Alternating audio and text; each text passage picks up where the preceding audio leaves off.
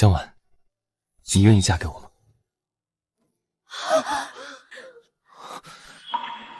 江婉那个蠢女人，哪有你够味？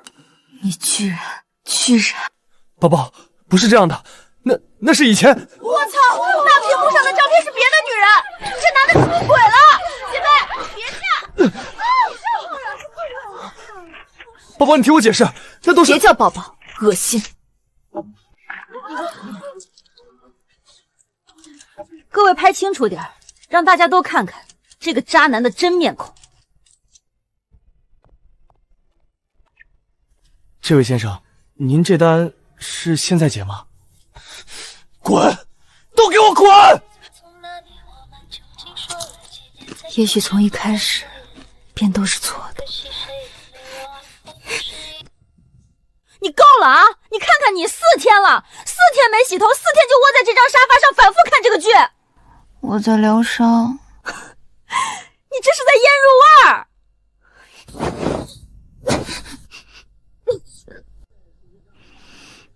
还好吧？那是你习惯了。去洗澡，立刻，不然我现在就拍照发朋友圈。洗不洗？洗。你什么时候看这种东西了？工作需要，我做短视频得研究风向，这种东西1集2分钟，反转3次，欲罢不能。这男的脖子上顶的是夜壶吗？他老婆说一句不信，白月光说一句就信。对，就这个味儿。现实中遇渣男只能自己哭，剧里渣男都被啪啪打脸。你之前跟徐宏之在一起，整个人围着他转，他加班你心疼，他省钱你给他买衣服，结果呢？你说的对，以后不找潜力股了。什么意思啊？周周，看着你不客气。要找就找已经长成的大树，潜力股就是陪他吃苦，等他成大树了，别人来乘凉。开窍了，姐妹。喂，陈教授。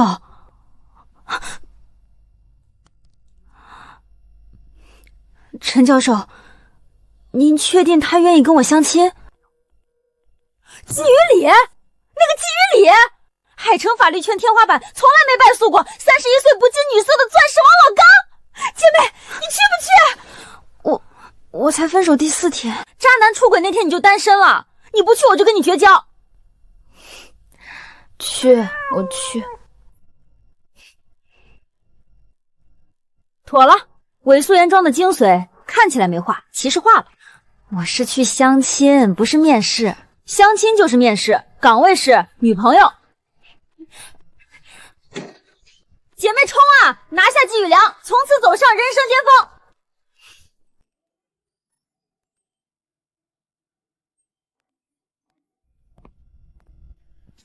季律师，江小姐，我叫季雨里，就职于君和律师事务所。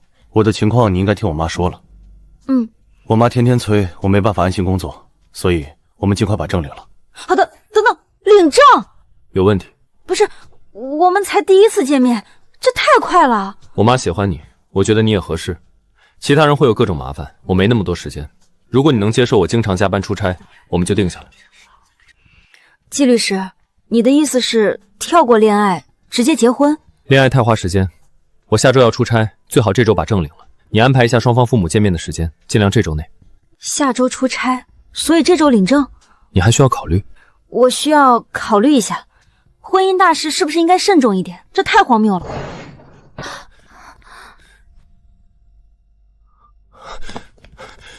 婉婉，我终于找到你了。你把我拉黑了，我去宁宁那儿找你，她把我骂回来了。你干什么？我们已经分手了。我没同意分手。婉婉，你听我解释，那是个意外，我喝醉了，我真的不知道怎么会。喝醉？衣服也喝醉了是吧？自己脱的？这位先生，江小姐正在和我谈事情，请你离开。你谁啊？季许礼。我不管你是什么礼，这是我和我女朋友之间的事，跟你没关系。前女友。婉婉，我错了，我真的错了，我已经把李静怡拉黑了，你给我一次机会好不好？就一次。够了。徐先生，第一，江小姐已经明确表示你们的关系结束了，如果你继续纠缠，构成骚扰，她有权申请人身安全保护令。第二，你出轨的对象是江小姐的同班同学，对方深知你有女友，仍与你发生关系。如果你继续纠缠不休，我不介意帮江小姐把这件事公开处理。你威胁我？不，我在陈述事实。第三也是最重要的一点，她现在是我的未婚妻。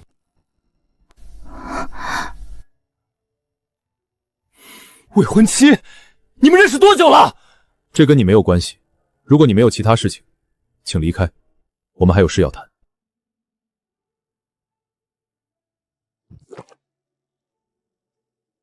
好，好，你等着。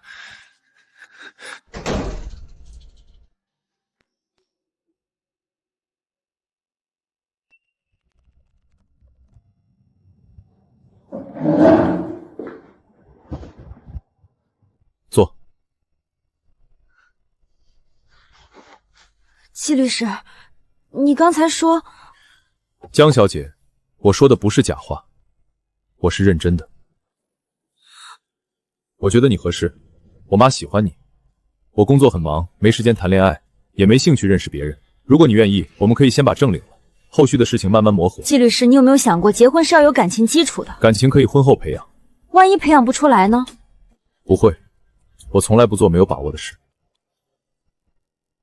加一下微信，我的手机号你记一下，有事直接打。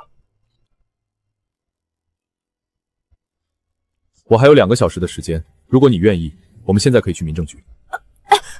今天？那就明天，明天上午10点，民政局门口见，带上户口本和身份证。还有，江小姐，你刚才面对前男友的时候很体面，明天见。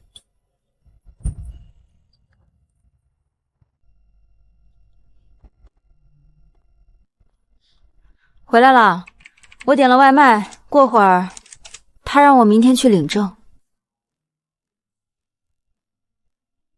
你再说一遍。季雨里，让我明天带户口本和身份证去民政局。从头讲。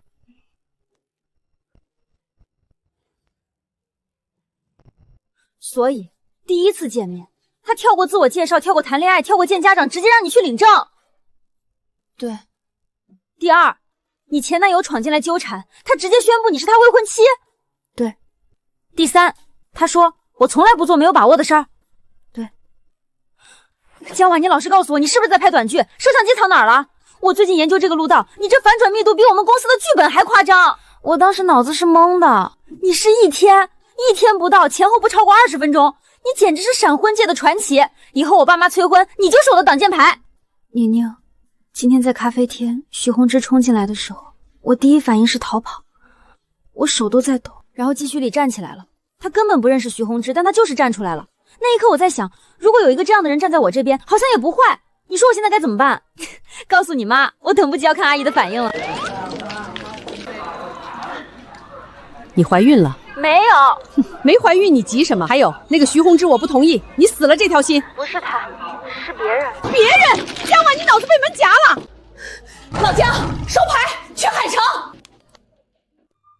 我教了一辈子语文，还没见过你这么荒唐的修辞手势。相亲第一天就要领证，你当是买菜呢？消消气儿，孩子也是想……你闭嘴！江晚，你现在就让他过来，我倒要看看什么样的狐狸精能把你迷成这样。下来，我在楼下。伯父、伯母，不好意思，让你们久等了。我是季雨里，先上车吧，我带你们去酒店。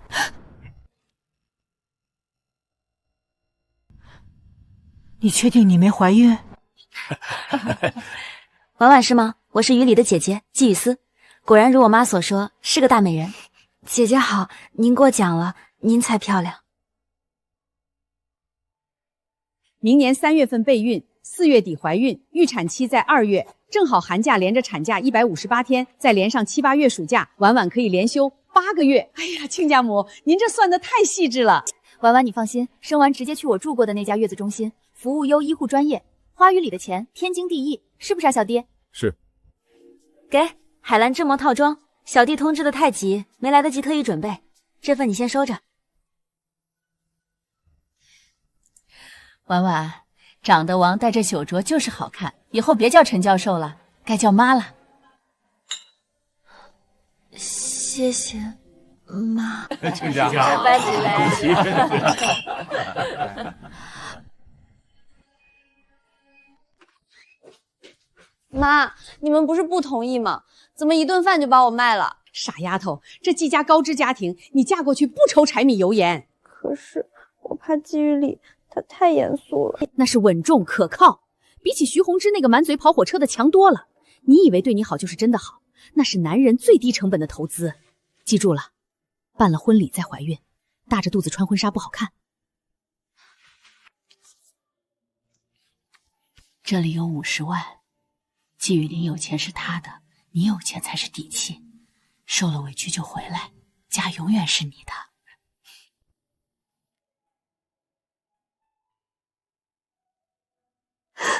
妈，这就领完了，才10分钟。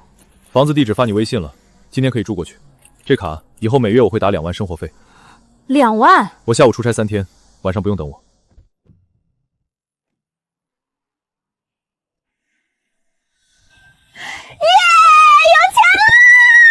他是不是受刺激疯了？肯定是刚离了婚，在这又笑又哭的，怪可怜的。这个不要了，这个也不要了。江晚，你真是飘了，居然扔这么多东西，真罪过，真该死啊！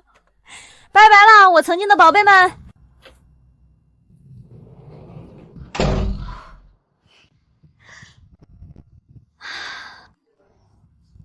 有什么快说，我正忙呢。你猜猜我在哪儿？看着客厅，看着采光。我去，你出息了，租这么大的房子？租什么租？这是季雨里的房，从今天起就是姐的房了。曹，再让你见识一下什么叫人间疾苦。季雨里走前给我的，说让我随便买，以后每个月这张卡里还会准时躺进2万块生活费。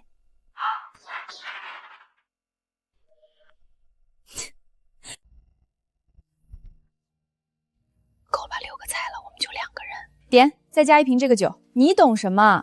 来这儿是为了吃饱吗？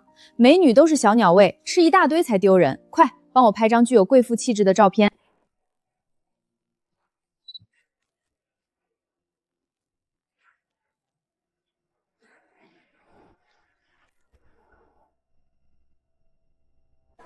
刚刚那一顿花了1800，结果还没这10块钱的铜锣香。你这没台面的女人，刚吃过顶级料理，现在又吃这些低档货。那边有冰粉，吃不吃？吃，为什么不吃？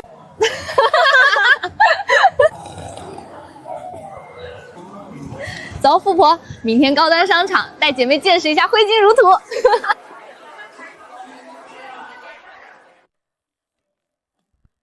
婉，今天我们不买不归。必须的。看这些感觉很贵的样子，我买不起啊。你当然买不起了，这商场怎么回事儿？怎么什么人都能放进来？有些人啊，就是一点自知之明都没有。是啊，连你这种知3当3的脏东西都能放进来，看来这商场档次是真不行。李静怡，你可要仔细逛逛，毕竟你能买得起的真不多。你们2个吸血！快走吧，婉婉，小三身上那股味儿是会传染的。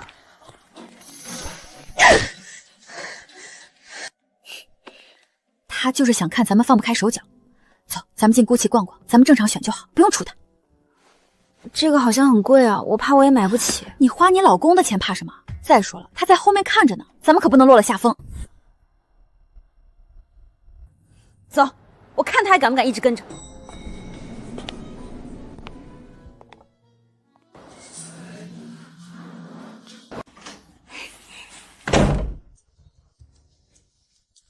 4个房间，怎么只有1张床？那季雨里回来岂不是要睡一起？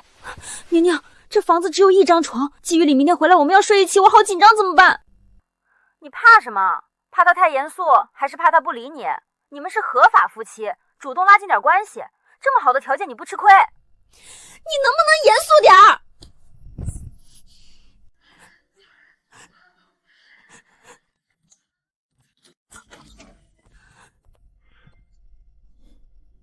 江晚，季律师，你不是明天才回来吗？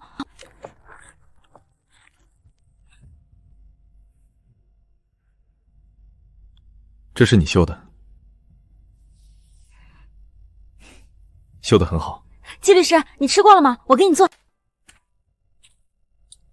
快趁热吃，不然坨了。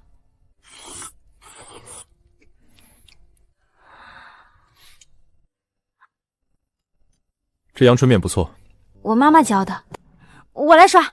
没关系，在国外都是自己做饭洗碗。你还会做饭？本来不会，在 M 国面包汉堡吃腻了，只能把自己逼成大厨。那我有没有机会尝到季厨的手艺？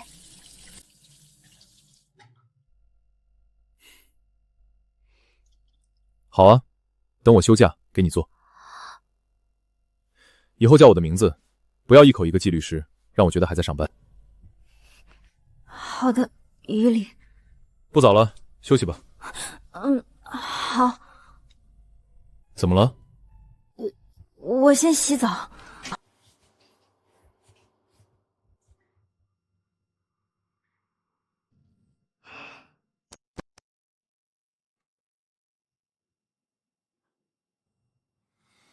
睡吧。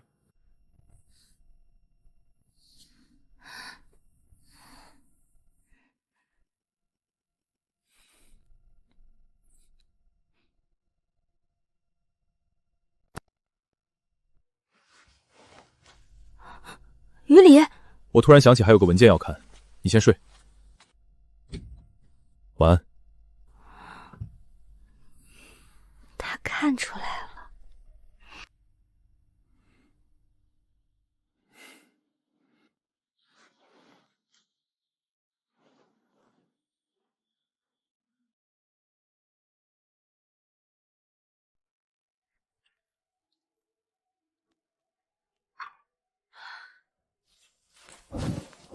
方案我看过了，按计划执行。从今天开始，我也是 CBD 女孩了。宁宁，为什么我那个手工号拍了这么久都没赚到钱？因为你那是日常号，短视频最重要的是变现。你今天拍刺绣，明天拍吃饭，系统会把你判定为日常号。还有这种讲究？必须垂直。如果你做美妆，就只能拍化妆。我认识个20万粉的美妆博主，一年能赚几十个 W。妈呀，我现在改行来得及吗？先把基本功练好吧。小魏，带下姜碗，这是我姐妹，往死里用，别客气。真谢谢你了，太好了，我快忙疯了。哎，你叫江晚，咱们这儿也有个江湾，不过字儿不一样。我是江河的江，夜晚的晚。那个就是和你同名的江湾，听说是傍上了金主，天天忙着伺候金主，都不想来上班了。这栋楼视频公司多，屁事儿也大。咱们这层还住着个1000多万粉丝的大网红呢。江晚，你长这么漂亮，小心那江湾把你当假想敌。我只是来打个工，不至于吧？宁宁，我看你一个人快恨不得变2个用了，我先下班了。亲爱的，今天辛苦了，我这2天实在太忙了，等忙完这阵儿，一定带你好好去浪。行了，资本家，快忙你的吧。炸鸡配送费要8块，麻辣烫不够起送价，这家满减还差2块，凑不上去。算了，一个人吃自助，亏不说，还像个傻子。今天没加班。那附近新开了家自助烤肉，我想和你一起去吃，可以吗？169一位，我有优惠券，很划算的。可以。我换衣服，你等我。记住我们的口号：扶着墙进去，扶着墙出来。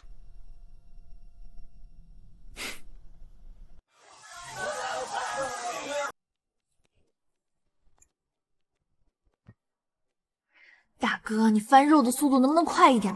你烤出来的还没我吃的快，这进度条什么时候才能满？我去拿点蔬菜。好呀好呀，去吧去吧。烤的也太慢了，等他自己拿一轮回来，我都饿死了。你好，那种粉色的是什么？那个是我们店的特调桃桃气泡饮，女士免费的哦，要给您来一杯吗？来一杯。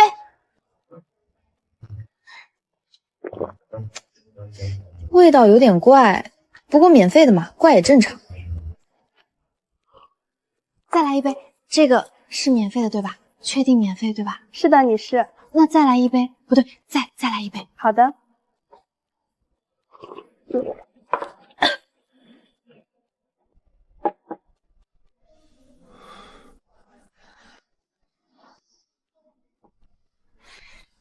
江晚，你喝酒了？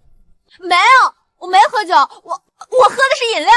这个桃子味的，服务员说免费的，免费的怎么能是酒？你不要血口喷人。这是什么？这是我们特调的桃桃气泡鸡尾酒，酒精含量大概12度，因为是没有在酒单上单独标注。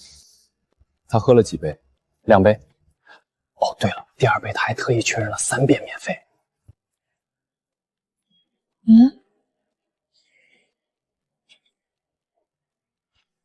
快点，你快烤！张嘴吃，你不吃我怎么拿下一轮？这是生的。那你烤啊，你烤了不就能吃了？你这个人怎么脑子不转弯呢？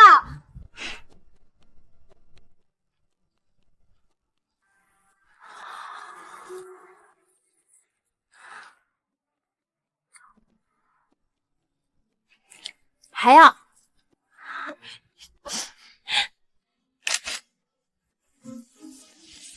你长得真好看，就是平时太凶了，都不笑的。我凶？凶，这里都不往上翘的，翘一下嘛。好看，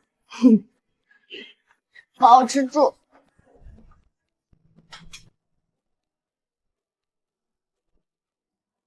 好困。走吧，回家。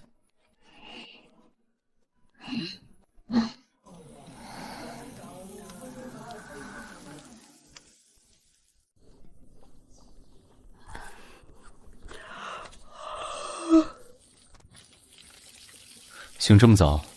头好疼，昨晚。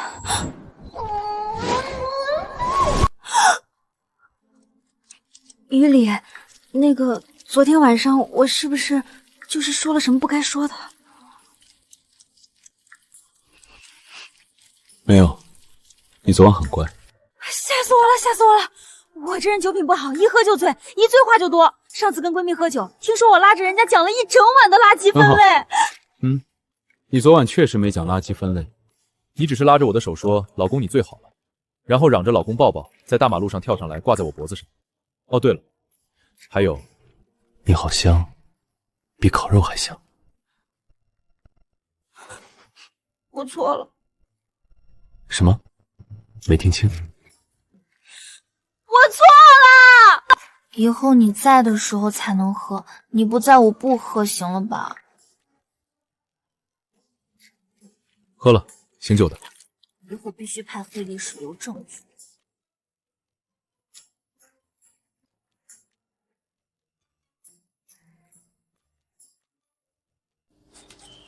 江晚，等下忙完了，咱们去楼下新开那家咖啡厅转转。好啊，我先把这几卷蕾丝理清楚。曹宁急着要呢。婉婉，帮我把那卷奶白色的蕾丝拿来，急用。来了来了，马上到。江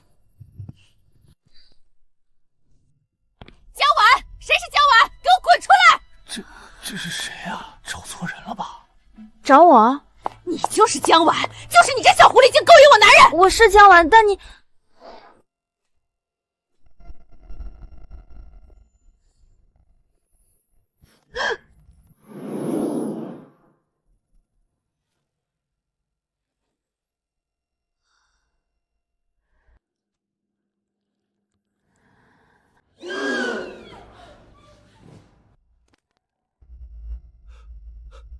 出血了，好多血，杀人了！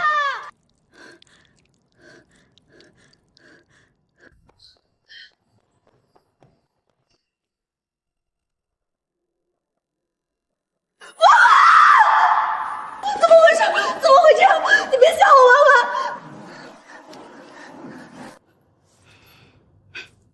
叫魂呐，有什么好喊的？这叫报应！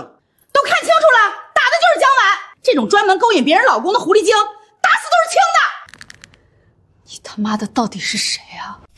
我是谁不重要，重要的是这个女人她勾引我老公，这种狐狸精长了一张祸水的脸，我今天来就是替天行道的。你打错人了，你说的那个女的那是江水的那个江，她是长江的那个江，她是江晚，不是你要找的那个江湾。打的就是江晚，压不动吧？我们都说了，她不是那个江晚，你打错人了，听不懂吗？我没打错，只要长成这样，就算现在没勾引男人，以后也迟早是个破委屈钱被人嚼干净的豁口气。她这种长相的女人，绝不会冤枉一个。你立刻向江婉道歉，不然我保证这件事一定会追究到底。道歉？凭什么？我杨静这辈子就不知道道歉2个字怎么写。不就是想要钱吗？装什么姐妹深情啊？大家都是成年人，开个价吧。你觉得这是钱能解决的事？老娘我有的是钱，不就是破了相吗？赔他个3、5万，让他去医院缝2针，再买个比他身上这地摊货强100倍的新包了，剩下的就当我补偿他的医药费。这人还是人吗？把人打成这样，拿钱砸人，有钱了不起啊？这种钱谁稀罕？稀罕。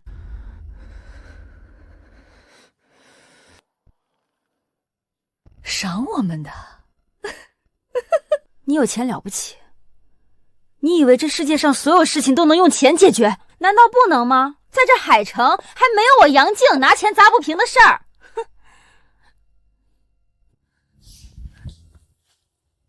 快先把血止住，宁姐，这得去医院，伤口划得很深，估计要缝好几针。宁宁，别跟他吵了，咱们先走。婉婉，你别说话，先去医院。这个疯子，我今天非让他吃不了兜着走。哼，不要算了，给脸不要脸，这些钱够我买套像样的护肤品了，省了。你看他把人伤成那样，居然还有脸在那捡钱，太过分了，简直没底线。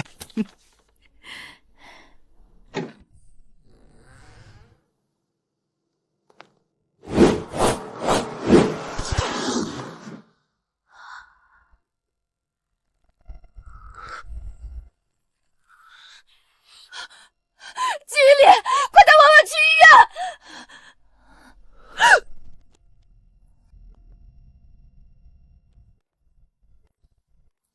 怎么回事？突然觉得好冷。你看那张脸，这哪是生气啊？这简直像要杀人。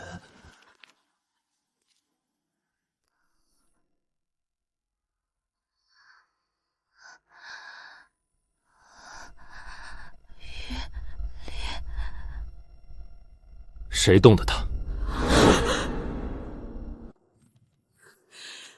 我打的，怎么着？你就是她老公，来的正好。我跟你说，你是谁？你管得着吗？不就是想讹钱吗？老娘有的是钱，拿着5万块，够你老婆去医院缝针买布品了，剩下的钱还够她买几个像样的包。别天天被这种地摊货招摇撞骗。于里，我没事，就是没站稳，磕了一下，你别生气。怎么着？5万嫌少？我告诉你。你好，110吗？海城创意园区3楼这里发生了一起蓄意伤人事件，行凶者拒不配合并试图金钱诱买私了，请立刻派警力出警。纪律，你不是休假了吗？没休。程律，有个结案，故意伤害、诽谤、寻衅滋事，受害人我太太。嫌疑人信息：杨静。目前已知的指控如下：第一，故意伤害罪。这下他撞到铁板了，就不去赶紧制裁。受害刑法第234条，伤情需等医院他定出具后，决定是否适用轻伤以上标准。即便构成垂猥琐，也有行政处罚余地。第二，诽谤罪，根据刑法第246条，公然侮辱他人或者捏造事实诽谤他人，情节严重的，处嫌疑人当众指控我太太居于管制或者包覆证据权利，经在场证人初步核实，嫌疑人认错了对象，将江湾误认为江婉。听到了吗？这是专业的。这疯女人这回死定了。程律，这种行为在法律上是什么性质？对。第三，寻衅滋事罪，嫌疑人非法闯入他人经营场所，当众殴打我太太，严重扰乱正常经营秩序，造成了极其恶劣的社会影响。建议立刻调取现场监控，工作室内部2个摄像头，走廊1个，园区入口2个，全部涂以金钱证据并提取，并多次在公共场合强调郎有的视角、郎有的视钱，意图干扰司法公正。杨女士，你刚才一直在强调你有钱，我希望你明白一个道理：你自以为熬的那些财富，在我的当事人面前不值一提。他就是江婉的老公，这气场简直跟电影里顶级律师一模一样。刚才那疯女人还拿支票砸人，现在连钱都拿不稳了。程律，接下来的诉讼，我要让杨女士充分体验到什么叫法律面前人人平等。明白，纪律，我们已经启动紧急预案。我建议您核算一笔钱，够不够支付未来的赔偿金、精神损失费？的高昂的率，那足以拖垮你生活的漫长诉讼周期。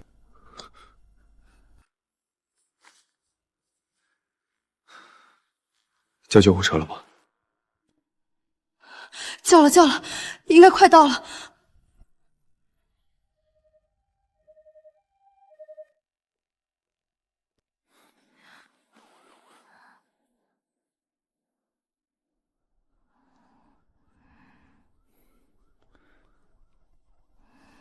忍一下。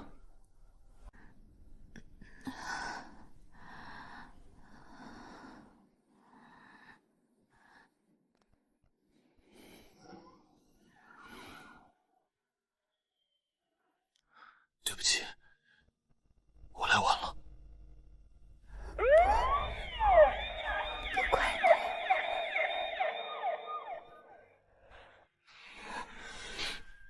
跟上。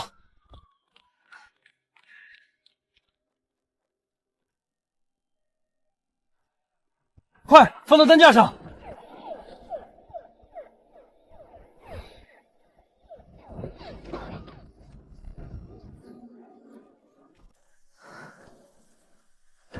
谁是杨静？刚才报案人称这里发生了蓄意伤人案。我赔钱了，我给过赔钱？刚才正和律所的程律师已经联系了分管科室。你知道刚才那个带走受害者的男人是谁吗？那是季雨里，海城胜诉率97%的阎王律师。他从来不接这种民事案子，但这回他亲口说要亲自送你进去。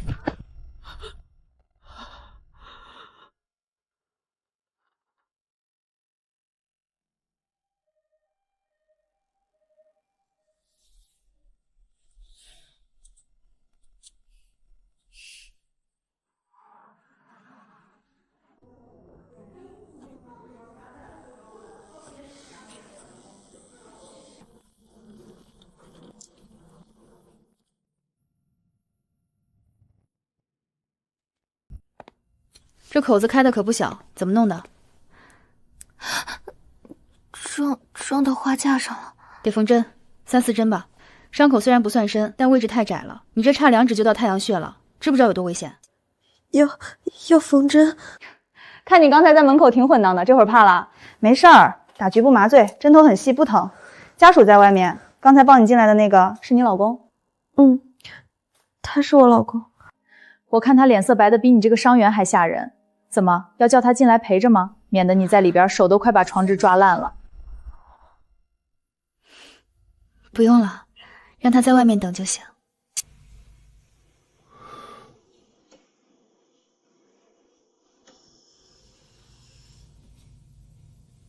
这谁的家属啊？长得像大明星，气场也太吓人了。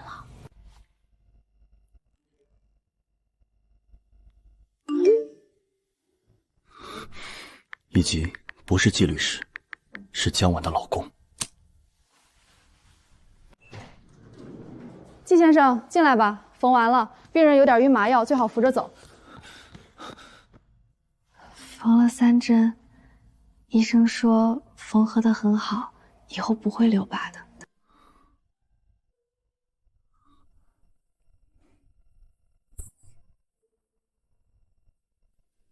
有一点。对不起，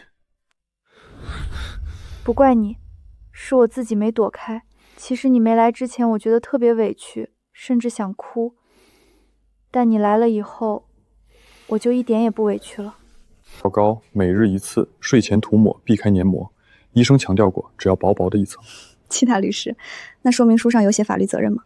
没有，但用药剂量不大，会影响愈合速度。没有，就是觉得你这个人有时候挺可爱的。可爱。病人就好好躺着，别乱说话。疼？不是疼，是你的手太凉了。手法不错，比护士姐姐还稳。熟能生巧。你以前经常给人涂药？以前在国外打篮球，经常受伤，那时候队友都找我说我手稳不会弄疼人。那时候的他还有起衣服。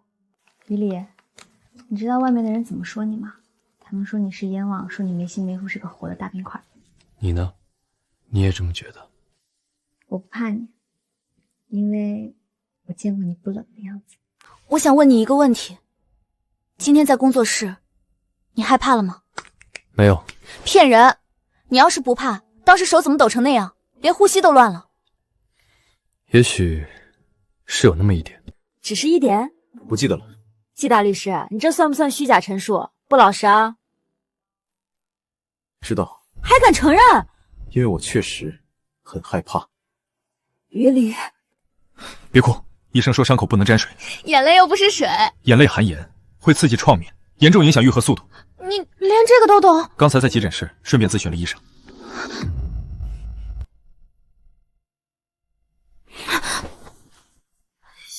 谢谢。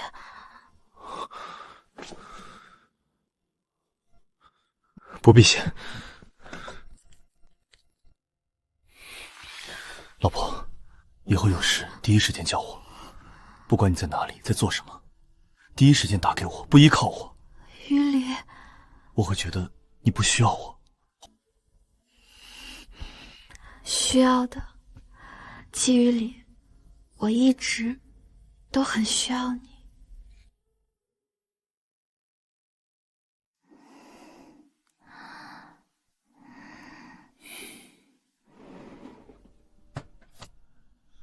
诽谤、故意伤害，每一个字，我都要让你100倍偿还。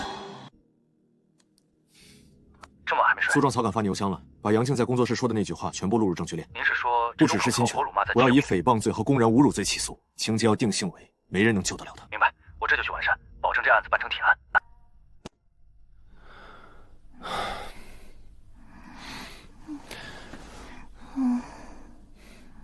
既然需要我，那就一辈子都别离开。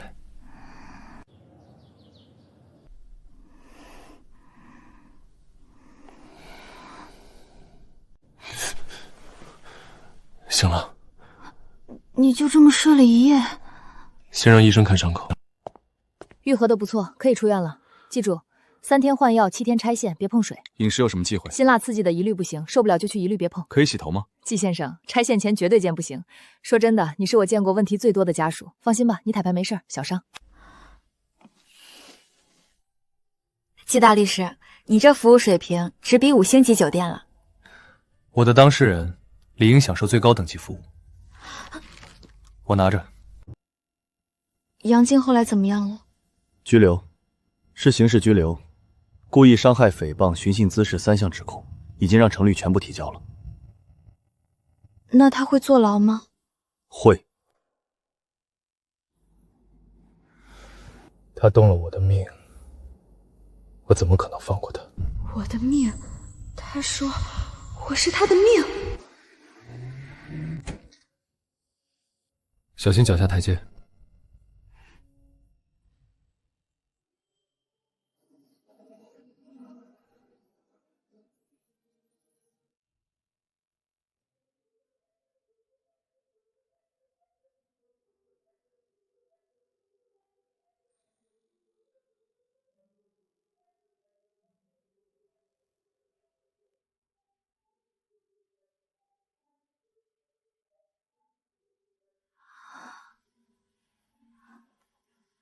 这些都是什么时候弄的？昨晚你睡着后叫保洁来打扫了。你们家保洁还兼职送花服务啊？花是早上让助理买的。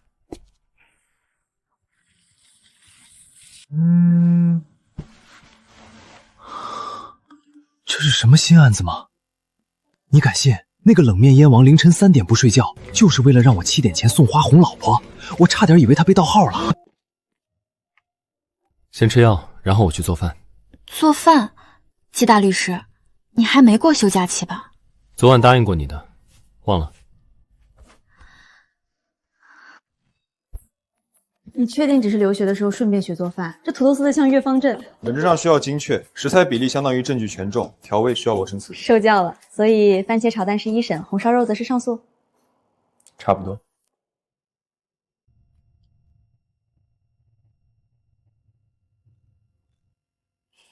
于理，汤淡了。你对我这么好，我会习惯的。万一哪天不习惯了怎么办？那就习惯，这不是临时的，这是我的义务。别哭了，医生说伤口不能沾水，眼泪也算。你能不能不要老惦记我的伤口？习惯了。于理，谢谢你。谢什么？谢谢你闯红灯来救我，谢谢你做饭，谢谢你其实什么都记得。不用谢，对你好是我的义务。真是个笨蛋。于理，我爱你。我知道了。你就不能回句好听的？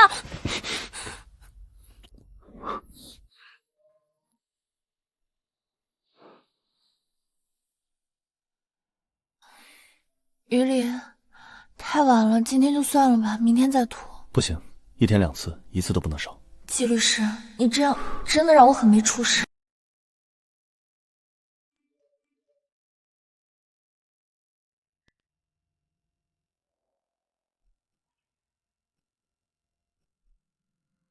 这怎么可能？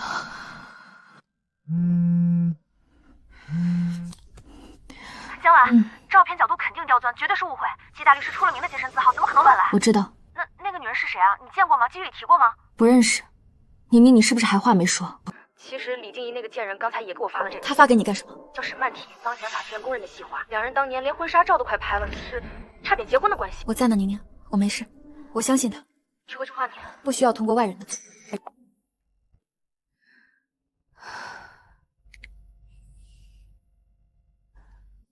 替身，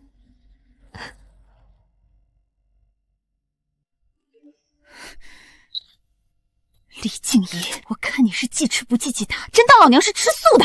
有病吧他！季律师看婉婉那眼神，恨不得把命都给他。替身，纯扯淡。等季律师把杨静送进去，下一个就轮到李静怡。今天怎么这么早？比平时早了3个小时。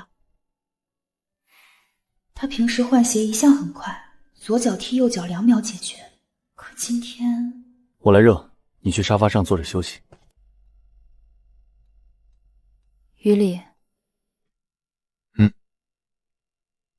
你今天下午在哪儿？律所。然后呢？然后回家了。你今天下午真的只在律所吗？你知道了。有人拍了照片发在社交软件，标题是海城某季姓大律出轨。那个沈曼妮是不是你的前女友？不是。那她是谁？为什么你们会在酒店见面？她是我的大学校的当同学，她在打抚养权官司，前夫家暴，孩子被藏了，她走投无路才来找我，仅此而已。仅此而已。那她为什么叫你 Leo？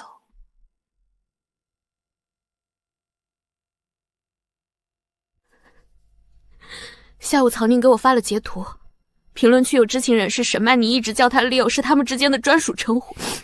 我这个季太太连你有英文名都不知道。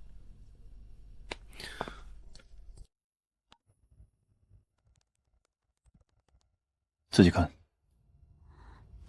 没有问候，没有表情包，连多余感叹号都没有，这就是季律师的风格，公事公办到令人发指。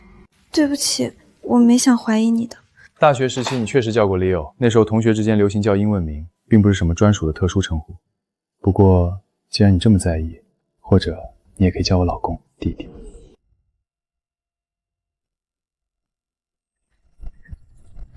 弟弟，改论文，肉包子。你是陈教授派来辅导我毕业论文的那个学长？终于想起来了，看来这3针还没把你脑子缝短路。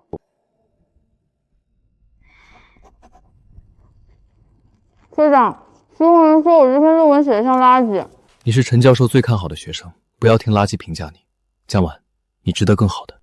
那张纸巾，那句话，是不是你故意的？你早就知道我是谁，还装作第一次见。如果我不装成第一次见，所以陈教授根本不是随便挑的人，是你安排的。你在办公室改我论文的时候就看上我了。准确的说，是在那之前。在那之前，大3还是大2？他大2参加校际辩论赛对阵政法学院那场。那个时候为什么不说？我等了，他有男朋友。那他可以等他分手啊，谈个恋爱又不是结了婚。以为为什么会恰好在那间咖啡厅遇到他？季玉林，你是个大笨蛋！你这么聪明，为什么不早点告诉我？因为我要的不只是你的现在，而是你彻底清空后的未来。为什么不早点告诉我？因为那时候你还没准备好。你怎么知道我什么时候准备好？难道一直在暗中观察我？不只是观察，只是记住了你每一个变化。你真傻。大学时的那个他是真的什么都没发生吗？没有，真的没有。他对我也许有过想法，但我从来没有回应。为什么？是因为那时候我已经在等他走出过去。他总是这样，内冷外热的。无论多少年，他都在等他。以后有话第一时间告诉他。我知道，你是我这一生唯一的。小婉，我等了你4年，不是为了被一个前女友或是一个误会毁掉的。以后再有这种事，直接问我，也别信别人的发的，只信我。我知道，以后我问你，只问你。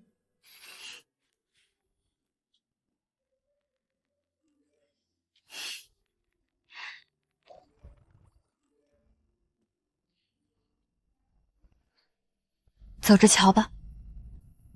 你这回剧情安排的比电视剧还精彩，混得这么顺也太让人羡慕了。再牛的剧本也没他现实精彩。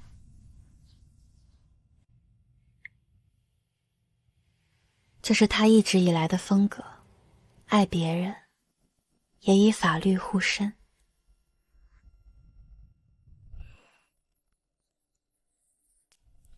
江晚，不管外面多乱，我都不会放开你的手。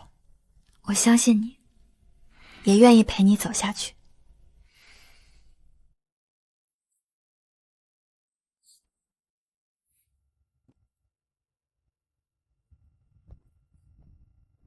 啊，季徐礼，我自己能走。能走不代表非得走。结婚这么久，他才知道自己最擅长的不是打官司，是不讲道理。自己都快被他的不讲道理惯坏了。你看，那些不讲道理，其实都变成了你的特权。别担心。担心？对，我知道，怕我对你好，却怕我不够好。有你在，我就没什么可怕。婚礼不是闹着玩的，草坪更自由，你可以在上面跑。我又不是小孩子，为什么非得在草地上跑？你上次在小区草地上跑过，不是吗？那是追猫，追猫也算跑。你走没得商量。我说的是既定事实。那就听你的，草坪上见。草金。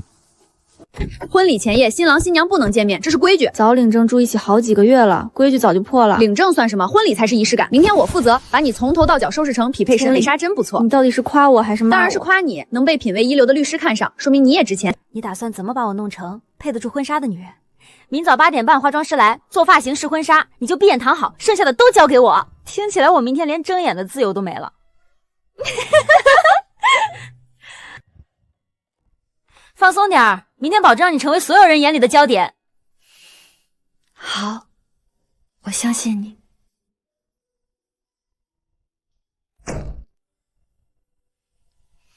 你喜欢什么样的婚纱？简单点的，不要太蓬的，像公主那种我可不适合。江晚，发什么呆呢？要试妆了！来了来了！喂，今天你是主场，别忘了笑得甜一点。我可不是公主，就怕被这长裙摆绊倒。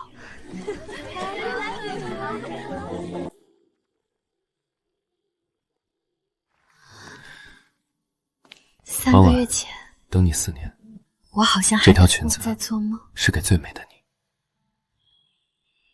待会儿门打开，自己一个人走过去，会不会显得形单影只？瞎说什么呢？有我在，谁敢说你形单影只？等会儿我牵你走，虽然但我是你这辈子最好的姐妹，除了你家那位，今天谁也别想排在我前面。好，听你的。快把眼泪收回去，弄花了妆，补妆费从你老公律师费里扣。老李，你确定没走错地方了？他真要在这儿办婚礼，喜帖上烫金大字写着呢。不过直到这一刻，自己也觉得像在做梦。他在哪儿？穿西装还是穿睡衣？他脸上是不是写过结婚3个字？抓什么奸？自己是来见证奇迹的。那个把法律条文当情书的男人，居然领证办酒，到现在都没还。这风格简单到极致，却贵得要命。果然是那位先生，连爱一个人都整得这么逻辑缜密，无懈可击。赶紧找位置坐，我已经等不及看他看新娘子眼神了。还不止，黄埔集团董事长也下来了，那是海城地产界老祖宗，连北凉集团从不参加社交的 CEO 都来了。老李，我知道老季在绿界有名，但不知道他这么有面子。这些人随便拎一个海城地皮都抖3趟，他什么时候认识这些人的？不科学，都不必能聚齐这几位。老季结婚居然齐刷刷到场，忘了去年黄集团差点崩盘的跨券报告案是谁救的？前年北凉集团的大佬来弥补他的信徒，但怕季玉德站在他们对手那边。你记一个事，是不是该多随点信徒？商场上这些年终奖就是在动海城的半壁江山。万万别低头，黄灯会掉。你老公眼珠子也会掉。宁宁，我腿有点软，这音乐……季律师这人闷骚的可以，他煎个蛋哼的曲子，居然找了大师乐团现场重编，挺凶，迈步。快看老季那个领带香槟色，那是他向来冷硬的人会选的颜色吗？这叫铁汉柔情，这颜色一准是新娘子挑的。你看老季那神态，整个人都软和下来了。季雨里向来性子刚硬，今天倒是在这姑娘面前软和了不少，有意思。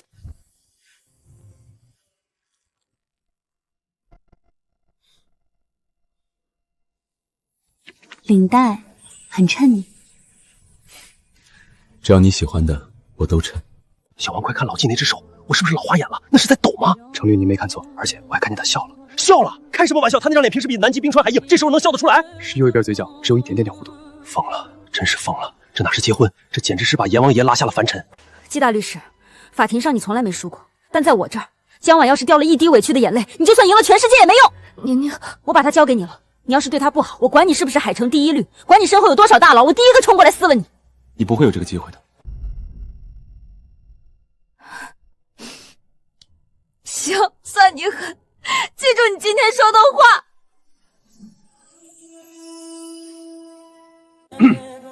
抱歉，这一段我自己来。江晚，在今天之前，我做了31年准备。你准备这些？所有准备不是为了官司和财富，是为了遇到他的时候有底气站在他面前说，我有能力给你一个家。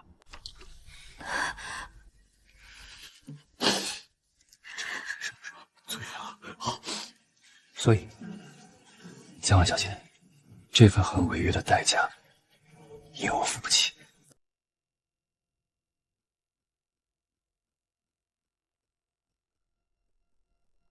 老季绝了，这官司我赢！季雨的都听话，我领我再来回来之后，这三个都出现了，完了还没说话呢。季虚礼，你这个大骗子！你要你会像平时冰露着脸说句我愿意发给盒子们去。季虚礼，我100，我负责签字。你给我的所有条款，我都无条件承担。季大律师，我愿意用一辈子来履约。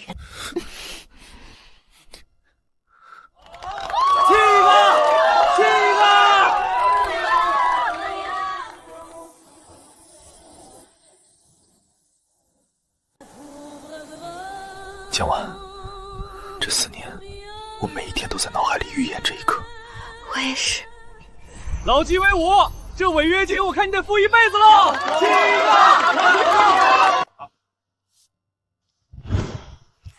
跟我抢啊！谁抢我跟谁急，往我这跑！宁宁接吻了，1、2、3，走你！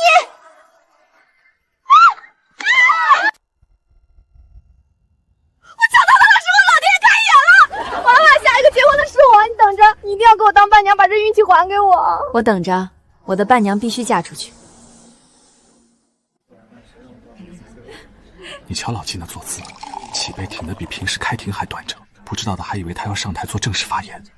婉婉，你左边那几位业界前辈，随便一位在海城的分量10大，你家季律师这人脉也太厉害了吧！小季啊，你结婚这么大的事儿，居然敢不把你师傅请下山？他要是知道了山下礼金通胀太厉害，他那点积蓄付不起，不来。胡说八道！那个老几连个结婚证都是装的，以后他要是敢在家摆大律师谱，我直接打我电话，待我能让他师傅下山揍他，保准他不敢还手。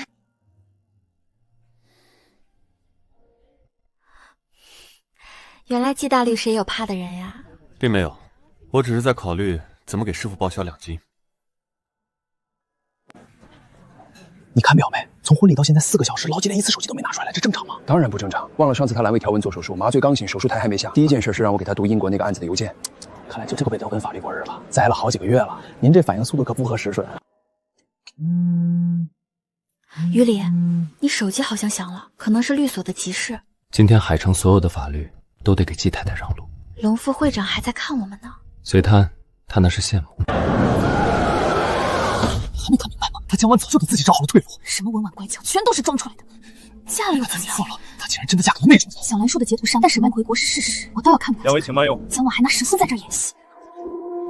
王芝，你看我这身怎么样？红红火火的，绝对把江晚那身寡淡的白纱给压下去。压下去？咱们坐在这儿，连他的脸都看不全。李静怡，这就是你非要带我来的目的，在角落里看人家风光。你懂什么？曹宁竟然敢在群里发请帖，我为什么不敢来？我就是让他看看我过得比他好。快看那是谁啊？这种场合穿一身大红，是想跟新娘子叫板吗？也太没教养了吧！长得一股小家子气，穿成这样像个走错全场的眼魔。红芝，等会儿咱们去给季律师敬酒，毕竟也是老同学一场。你这身红裙子在这就像个笑话。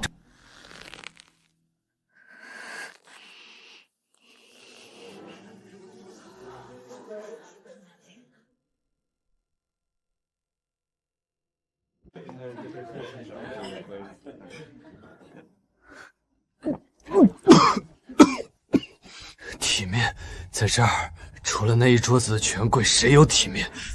再给我开一瓶！他以前在我面前，从来不是这样的。红芝，这个月房租我出吧，你留着钱买那个代码书。红芝，你别生气，我不买那条裙子了，钱省下来给你换新衣服。那种笑是笃定的，是那种知道天塌下来也有人顶着的笑。贺红芝，你别忘了，他额头上那道斑马，听说那个叫杨静的疯女人已经巨额赔偿他了。判了这么快？那是嫌我手季雨里亲自下场打的官司，不仅把伤害加诽谤，就是这个下场。这是他在用这种方式宣告江婉是他的所有物。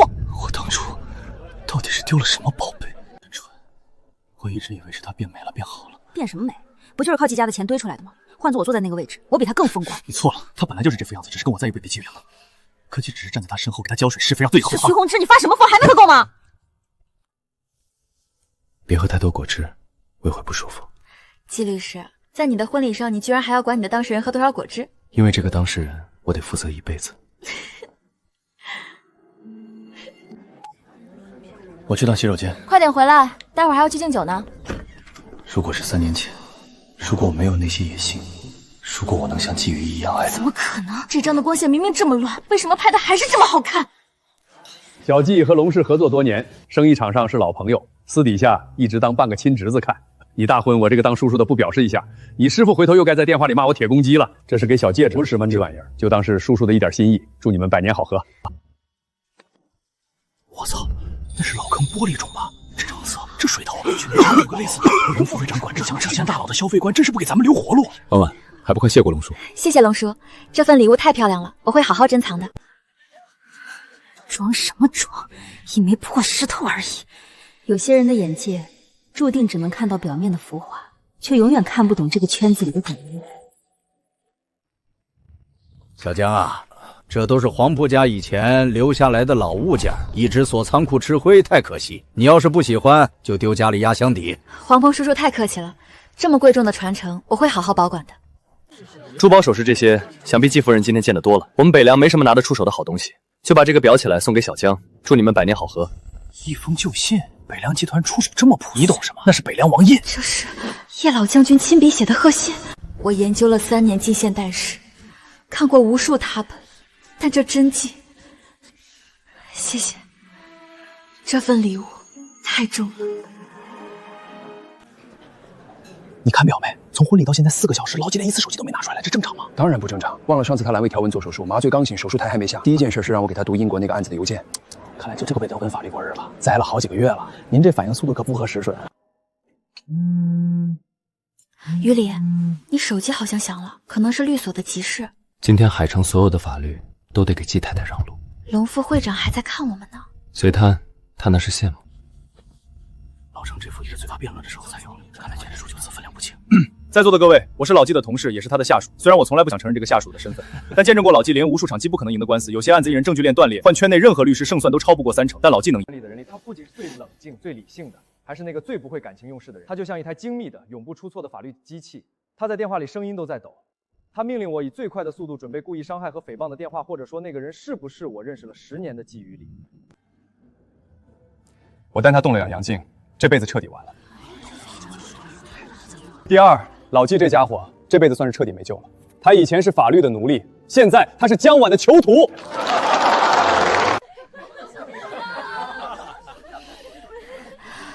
程律师，快把你老底儿揭穿了。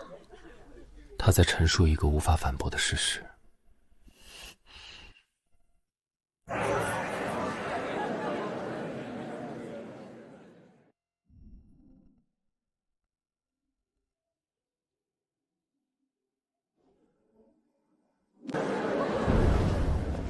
季律师，你这样会让我觉得我们现在要去法庭辩论。不，我们要去宣判，宣判你余生所有的时间都归我。季律师，我记得下午进场的时候也是这首歌，你该不会是除了这首歌就没准备别的了吧？备选歌单还有17首，那为什么不换？因为你喜欢这首，在你的领域里，我不需要逻辑，只需要服从。于理，今天我很高兴。于理，你看这堆翡翠，每一件拿出去都能在海城买套房。那是他们的心意，你收着便是。不喜欢就锁进保险柜吃灰。我还是骗婚这一枚。我以前总觉得像你这样逻辑严密的大律师，心里肯定没装浪漫这根弦。领证那天，你就从兜里掏盒子让我带上。那你那时候在民政局门口为什么不跪下来求婚？正常流程不都得单膝跪地问一句你愿意吗？我评估过环境。什么环境？那天海城民政局门口的地砖是花岗岩材质，且表面有磨砂防滑纹路，因为物理受局门口的地砖太硬，不符合人体工程学。其他律师也就只有你了吧？不浪漫只是这么合情合理。虽然地砖硬，但合同是真的。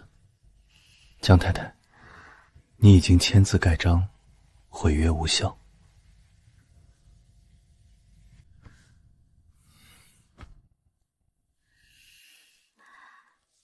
还疼吗？早就不疼了，季大律师，你每天早晚2次药，再疼也被你治好了。江婉，今天宣誓时我说过的那些话，你都记住了？哪句啊？是你说民政局地砖太硬那句，还是不值一提那句？你知道我说的是哪句？我知道，你说那是一份没有期限、没有终止条款的合同。记好了，我愿用一辈子来捋这句。记住了，你也不许忘。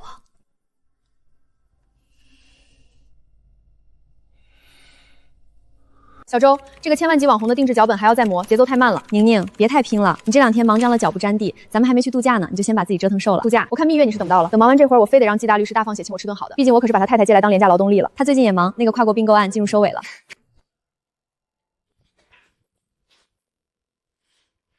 请问江婉女士在吗？我是，请问您是？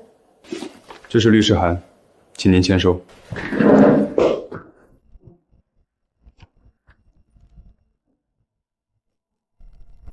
起诉？沈曼妮，他凭什么起诉你？江女士，收到诉状后，请尽快准备印刷。诉状主张，江婉女士找田国权损申请500万元整和恶意诽谤。500万？他是想把我姐家里都掏空了。500万？他想钱想什么样，在哪儿都不知道，拿什么诽谤？拿空气诽谤吗？江女士，请在送达自毁上签。我没有诽谤他，从始至终，我从未在任何公开或私下场合提过他的名字。原告方认为，曹女士这些言论，您是闺蜜指使这位曹宁女进行的，作为实质受益和关联人，您需要承担全部连带赔偿责任。是我害了婉婉，我当时只想骂死那个绿茶。签吧，江女士，逃避没有意义。这是我们的内部聊天记录，除了我们几个没人能看到。你们是怎么拿到的？你们这是非法取证！取账过程完全合法合规。曹女士，关于证据的来源，庭前证据交换时我们会正式公示。现在，请江女士履行签收义务。我收到了，我会请律师。那我们法庭上见。可是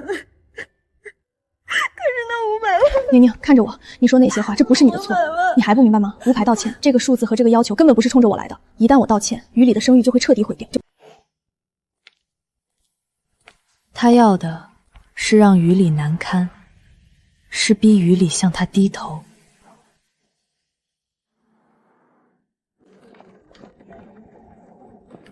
那是纪律太太，怎么这时候过来了？纪律正带队啃那个100亿并购案呢，这会儿3天3夜没睡了，谁进去谁死。这就是你们给我的答案，漏洞百出。散会。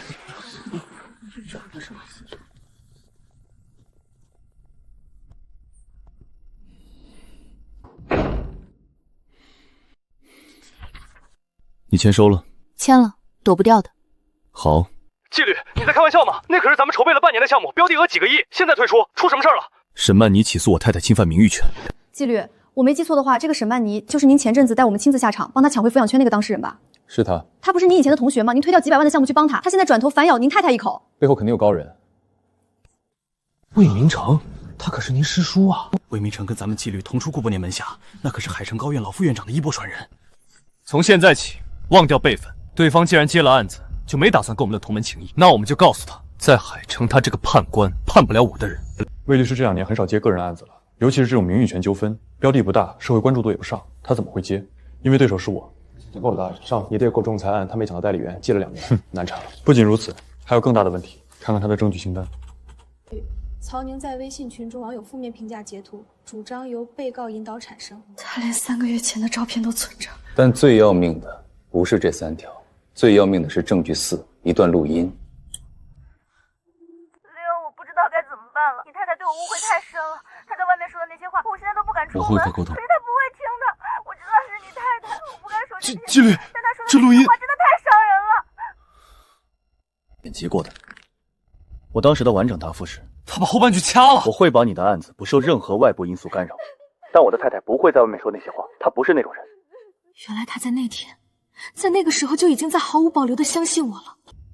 我操！魏明成这老狐狸疯了吧？这是赤裸的职业自杀！纪律，咱们可以直接向法院申请证据排除。魏明成要的不是开庭审会的法律上的胜诉，他要的是在开庭之前就先在社会意义上毁掉江晚的名誉。只要录音流出去，大众只会看到季太太跋扈，纪律是里外不是。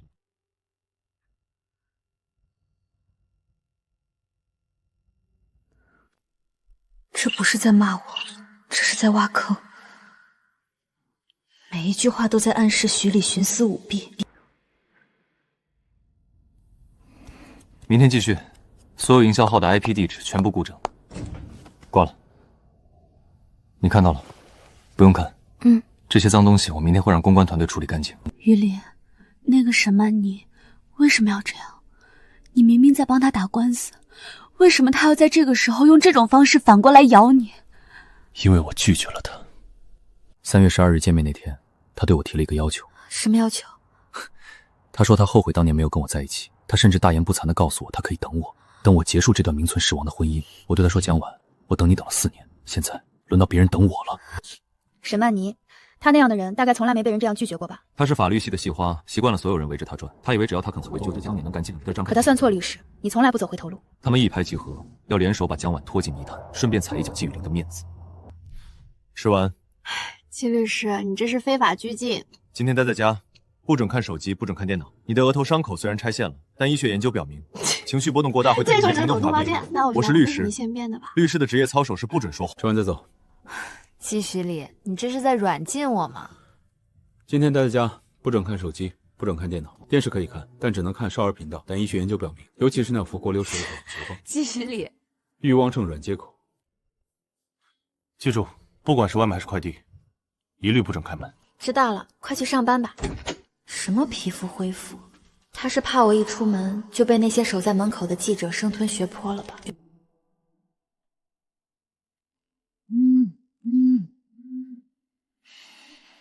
沈曼妮，利用我的幸福来捅刀子，你还真是会选素材。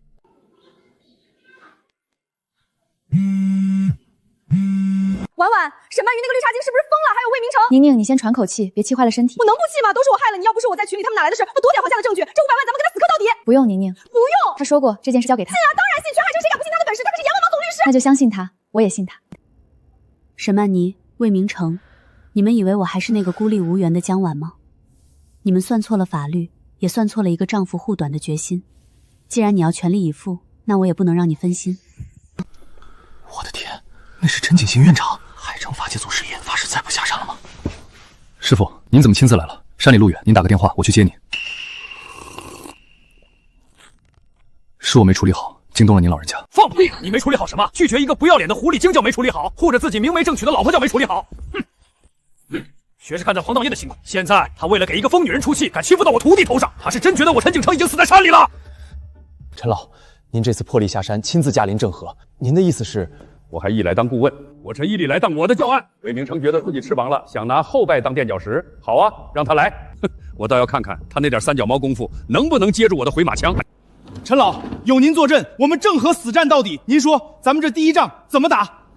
都坐下，年轻人，今天我给你们讲讲，在绝对的力量面前，什么叫真正的诉讼策略。发吧。纪律发出去了。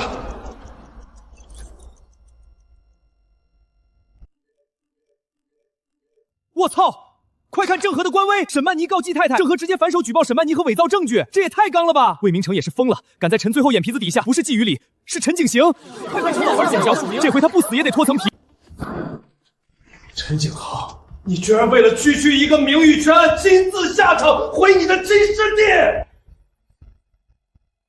师傅，声明发酵了，魏明成那边的电话已经被打爆了。法律是他魏明成用来公报私仇的工具，既然他想打，我就教教他证据真实性。陈老律协那边的举报信已经送到了，接下来咱们就等法庭见真章了。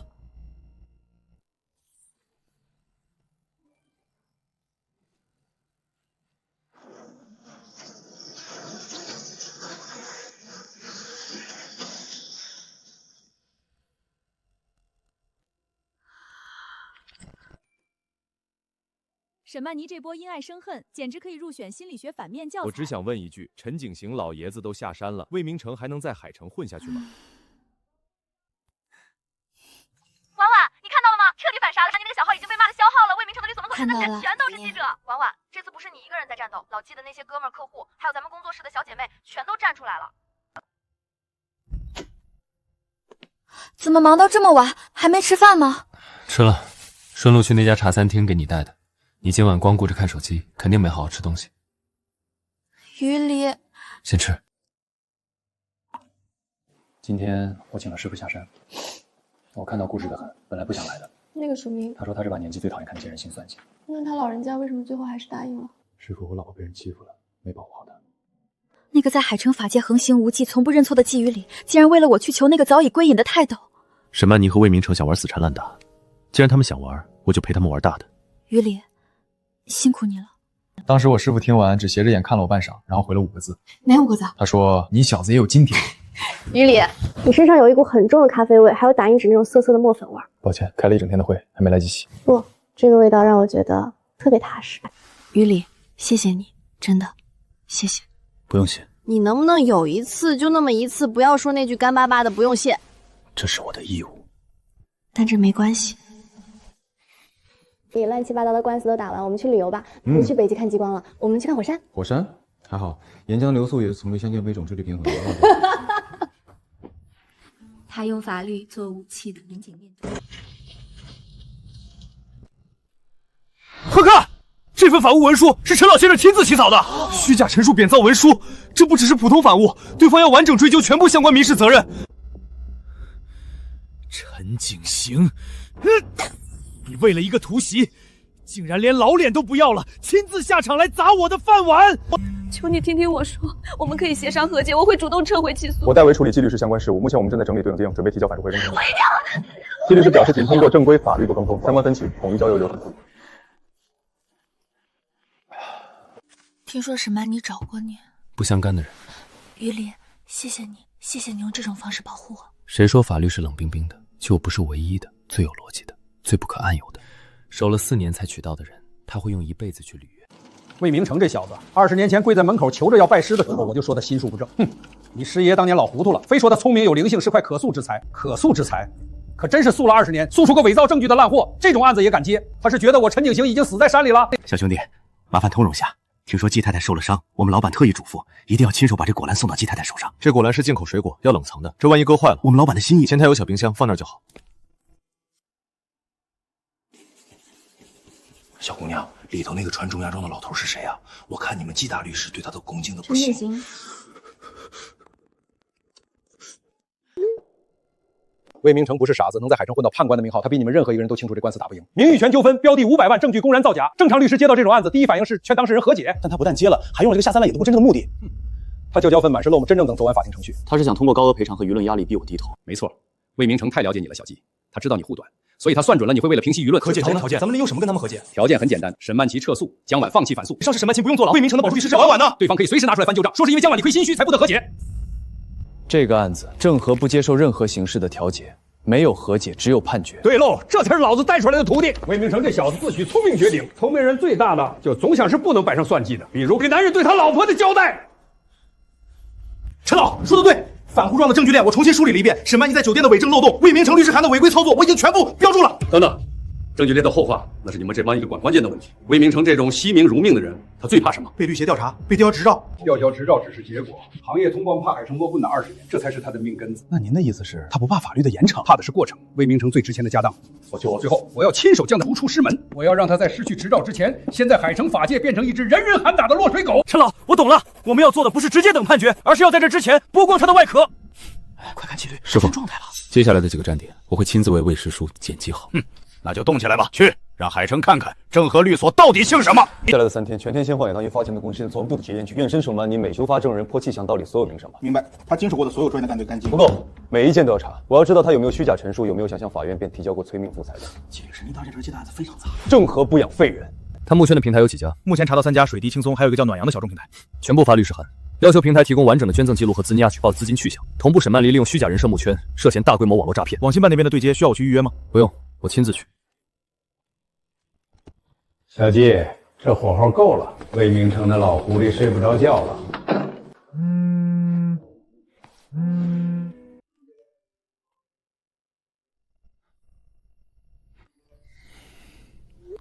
这个点了还没吃饭？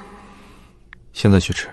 排骨在冰箱里，微波炉热2分钟就好。姜饼好什么好？今天4火不倒。知道了。师傅，这么晚了，您怎么还不走？急着回去陪你老婆？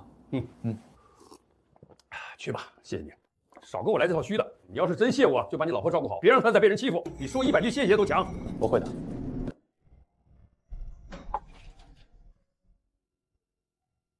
这臭小子，跟他师爷当年一模一样的德行，护老婆跟护命似的。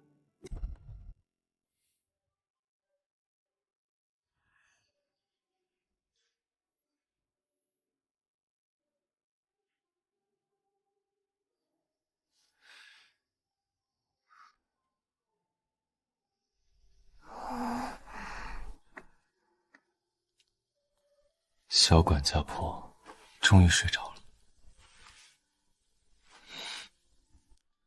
于离，你回来了。还没，我现在去。你乖乖睡觉。我不对付，我拍照片给你检查，好不好？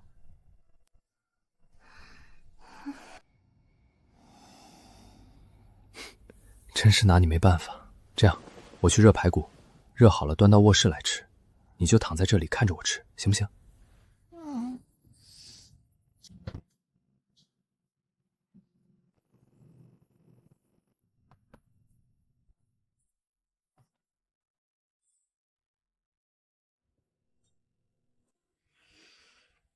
排骨好吃吗？好吃，真的？真的，火候刚好，味道也透进去了，比上次那盘红烧肉做的还好。我就说你会喜欢的。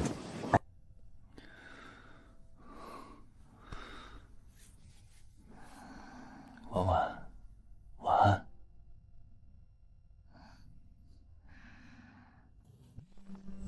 我操！快看绿血锅网炸了！炸了！涉嫌伪造证据、虚假陈述、妨碍司法公正，正式立案调查。魏明成这回是真的要折了。老纪这次是真的一点后路都没给魏明成留。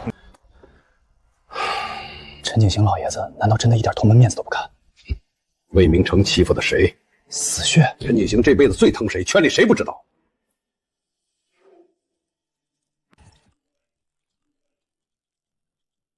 等等，沈曼妮也被立案了？他不是名誉权案的原告吗？原告怎么也被调查了？明白吗？那段震惊全网的剪辑录音是沈曼妮亲手递给魏明成的。我的天，这下沈曼妮的律师生涯算是彻底交代了。她职业才不到8年，刚跨进合伙人的门槛，结果一个案子就把自己送进去了。作死，真是活生生把自己作没了。全部？那得是几百个卷宗吧？出一点点虚假排述，当年的判就可能全被推翻。沈曼妮千不该万不该，不该拿孩子当赢官司的筹码。纪律这辈子最恨的就是这个。快看，法学院官微发通告了。这座词，沈曼妮当初回校演讲的时候多风光，号称法学院之光，现在倒好，连母校都嫌她脏，在法律圈混，连母校身份都没了，这辈子算是彻底钉在耻辱柱上了。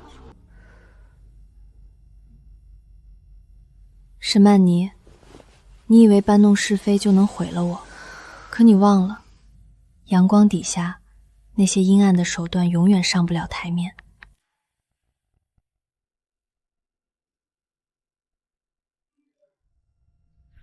在跟网信办的人开会，不打扰。你的消息是置顶的。这封求助信里的核心心脏病没有从头到尾都是一场精心设计的骗局。这是我们通过合法途径调取的体检原始记录，调查显示孩子身体指标完全达标，甚至比同龄孩子更强壮。3家平台合计入账超过80万，时间宽度长达4年。季律师，你也触过差大立案标准了？是的，所以今天我亲自过，只是为了履行一个公民的举报义务。这里面包含了完整的银行流水审计、平台原始数据对比，以及医院出具的虚假诊断证明。我希望网信间在封闭其相关账号的同时，能协调公安机关对沈曼妮正式立案侦查。季律师，我能不能问一个不太专业的问题？请。你和这位沈律师也算是有旧交。这次你下这么狠的手，是因为你们之间有什么深厚的私人恩怨吗？季律师，沈曼妮虽然手段不高派，但到了这一步，她动了我太太，这就是全部的私人恩怨。我们材料把3审围攻做了，立案的事儿，谢谢。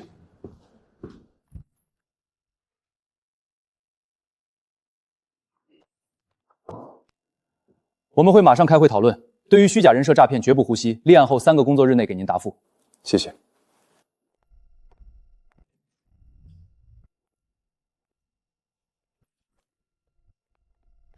季总，天大的好消息！您绝对猜不到魏明成现在在干什么。干什么？他呀，正在满世界找人托话，整个人都快急疯了。找谁？先找了律协3个副会长，全被拒了；又找海城大学法学院副院长，人家说要配合调查，没空见他。魏明成最后没辙，硬着头皮找了季于礼师傅的老同事，前海城高院刚正不阿的退休老法官老郑头。结果呢？对方听完来龙去脉，直接一通臭骂，扔下一句：“你惹谁不好，惹陈景行的徒弟。你不知道那老头子护犊子护了30年。”说完直接挂了电话。季总，沈曼妮去了明城律所，要见魏明成。魏明成见他了，他自身难保，哪敢见人？沈曼妮在大厅坐了2小时，最后被保安请出去了。沈曼妮那边找好律所了？昨天就请假了，对外说是身体不适，实际上在海城打了几10个电话，找敢接他案子的律师。没人敢接吗？海城没人敢跟您硬碰硬，何况还有那位坐镇，接这个案子等于自砸饭碗。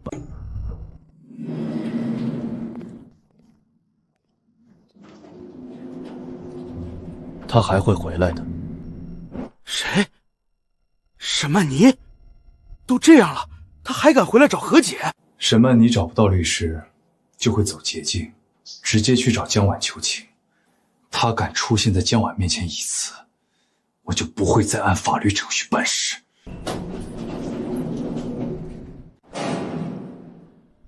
疯了！沈曼瑜不知道惹了什么样的疯子，季于礼要的不是胜诉，是让2人彻底社会性死亡，永世不得复生。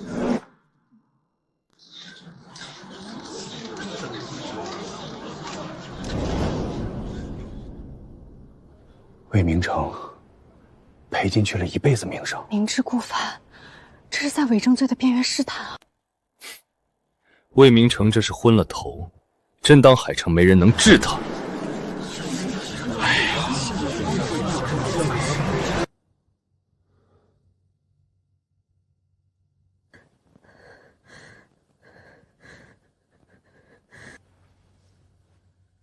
这是纪律委员会的初步处理决定，请签收。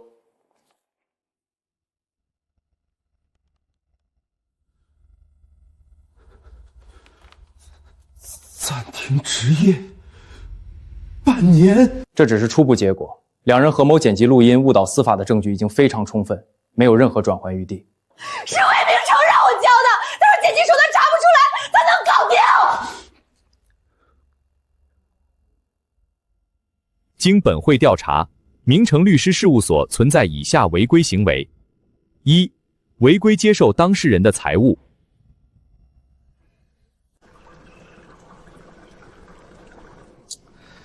魏明成啊，暂停执业6个月，这算是被钉在耻辱柱上了。6个月，这哪是处罚，这是凌迟。等他回来，谁还会叫他一声魏判官？魏明成的脸早都丢干净了。陈景行既然出山画了这个圈，他就绝无翻身的可能。你还不知道，沈曼妮更惨，已经被暂停失业1年，公安都以诈骗罪立案了。这么说，弄不好真要进去踩缝纫机了。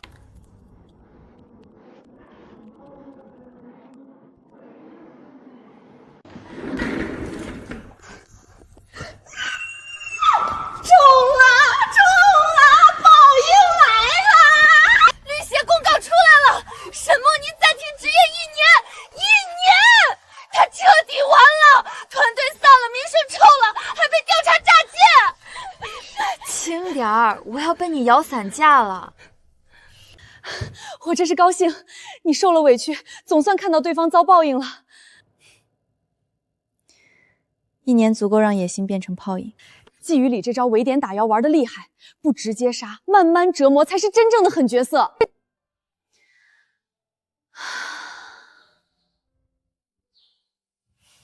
千万级博主的对标方案弄好了没？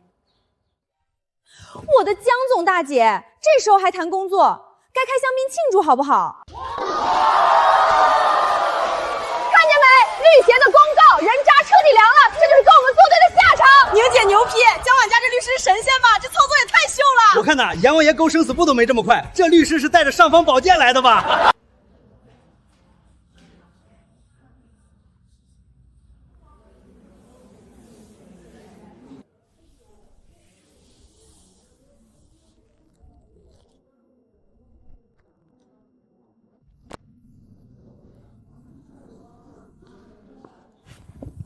江晚，你怎么了？怎么丢了魂似的？我就是觉得这一切都好不真实，好像还没从梦里回过神。什么意思啊？2个月前我还在担心怎么和那位冷面律师相处，甚至琢磨着怎么体面的离婚。可他推掉了100亿项目帮我，泰斗师傅为我写反诉状，全律所50多个精英熬夜找证据。你有没有想过，他不是这2个月才开始护着你的？什么？曹宁。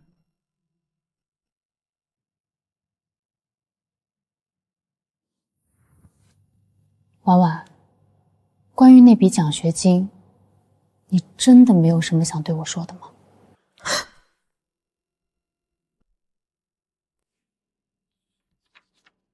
这笔奖金是正和律所赞助的，指定发给历史系，名额只有1个。辅导员当时说，是正和律所指定的，用途是……正和律所从不扶贫，你以为的破格录用，不过是他们早就设好的局。你大4那年的实习，真的是巧合吗？墨染服饰，海城最大的服装公司。江婉女士吗？我们是墨染之墨染服饰人力资源部，之前的岗位有了空缺，请问你还愿意入职吗？我明明面试被刷了，是 H 突然打电话说有人放弃了名额。还能有谁？那位季大律师亲自动的手，安排个入职，对他来说不过是签个字的事。我论文的导师，他是系里出了名的灭绝上台，有师姐因为他3年都没毕业。可他对你呢？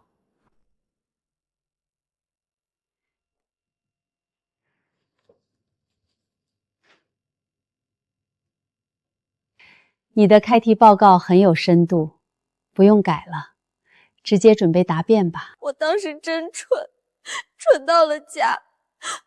我居然真的以为只是导师心情好。你以为你那4年过得很普通是吧？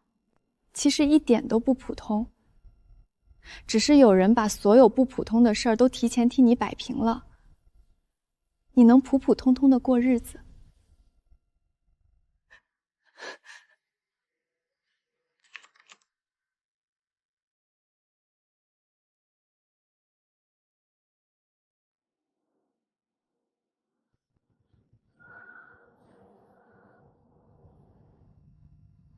婉婉，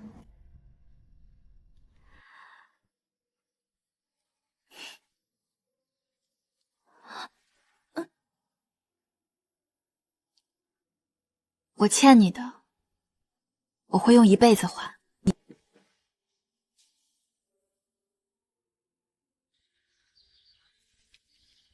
所以，我想和你一起把这一辈子过完。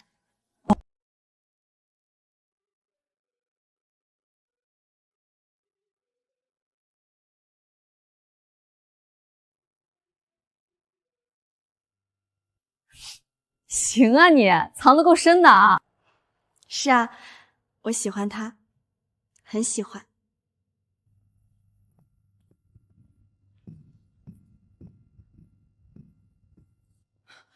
江婉，你给我站住！喂，重色轻友的家伙，记得早点回来汇报战况啊！知道啦，你也别忙太晚，记得吃饭。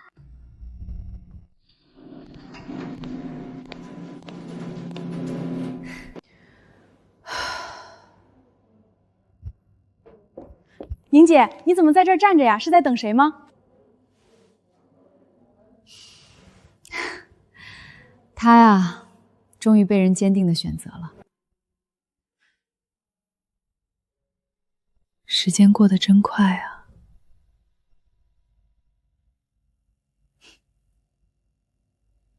原来被爱真的能让人脱胎换骨。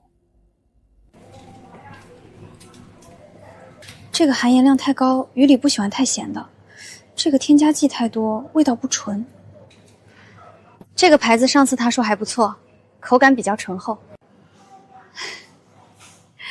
姑娘，挑得这么仔细，给老公做饭呐？嗯，现在的年轻人肯这么用心下厨的不多了，你老公真有福气。不，是我有福气。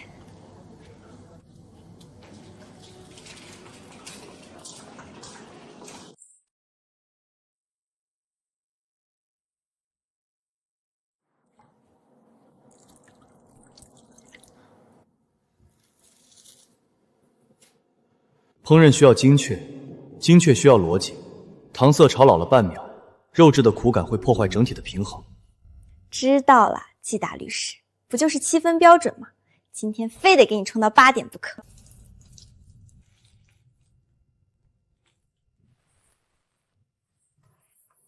以前我觉得做饭只要不拉肚子就算成功，现在我居然在研究火候的逻辑感。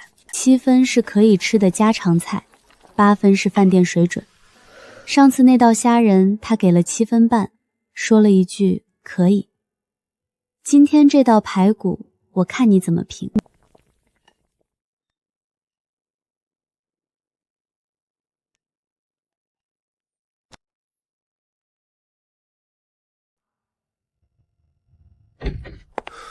在律所打了12个小时的更仗，原本以为神经已经麻木，可看到这个背影的瞬间，所有的疲惫好像都被这阵烟火气融化了。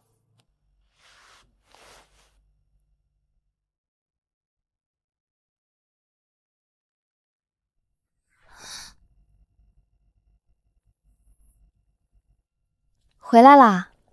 怎么走路一点声音都没有，吓我一跳。先去洗手换衣服，排骨正收汁呢，冬瓜汤马上就好。排骨焦了。没有焦啊，我一直盯着火呢，刚才尝了味道刚……骗你的。季虚礼，你可是海城最有声望的大律师，律师的职业道德第1条就是诚信，你居然当众……不对，当家说谎。在法庭上我不说谎，但在家里逗太太开心，属于律师的法外通晓权。开玩笑，是基于双方同意的虚假意思表示，与恶意欺诈有本质区别。所以你的意思是你骗我还骗出道理来了？根据通说，戏谑行为因缺乏效果意思，不具备民事法律行为的构成条件。所以，根据民法典种责编的相关规定，我的行为完全构不成不诚信。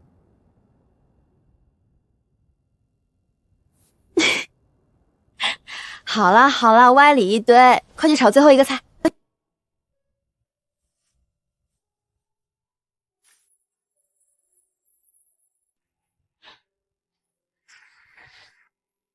看他做饭，竟比看任何风景都让人安心。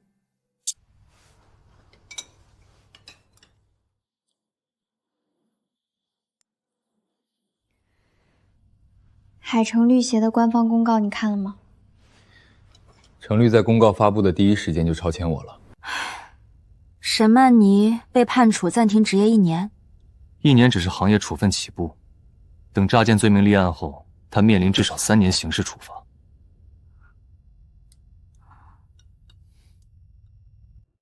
季雨里，你会不会觉得我太心软了？明明是他造成了那么多伤害，可是我恨不起来，只觉得他好可怜。以后，你的事就是我的事，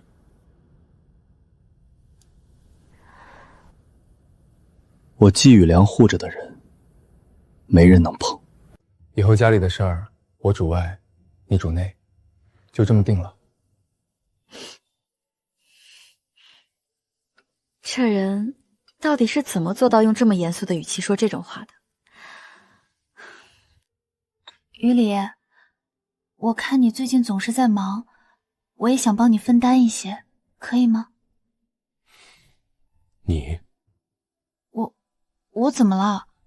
是我哪里做的不好吗？等待，便是分担。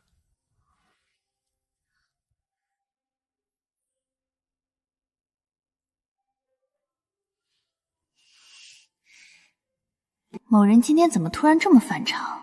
不会是做了什么亏心事吧？算了，看在这顿饭的份上，暂时原谅他了。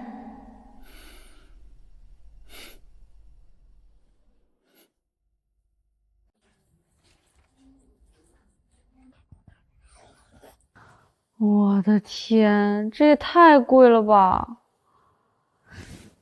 算了，蜜月嘛，一生就这一次，咬咬牙。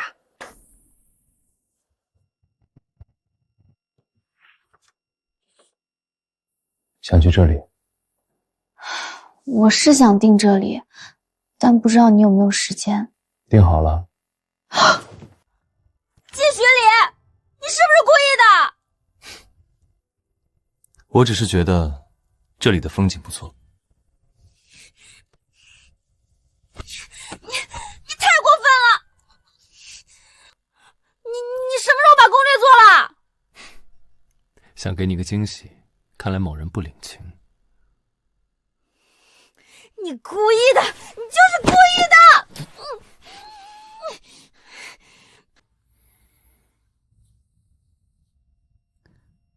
疼不疼？不疼。骗人！我明明用力了，刚才眉毛都动了。那是面部神经条件反射，这个力度达不到痛感纹结，你手劲没想象中那么大。你能不能有一次，哪怕就一次，不要表现得这么理性？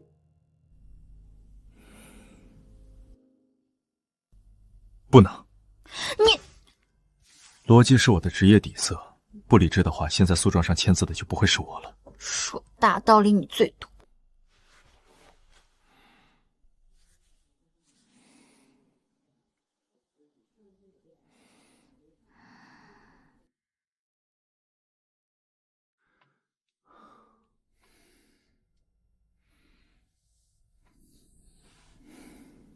睡吧。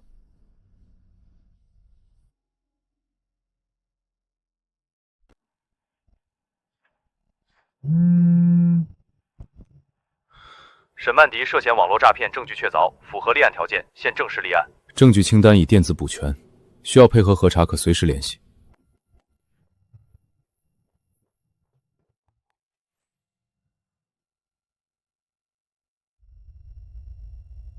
我有律师执照，你们不许随便进门！你涉嫌网络诈骗，请配合我们带走电脑与银行资料。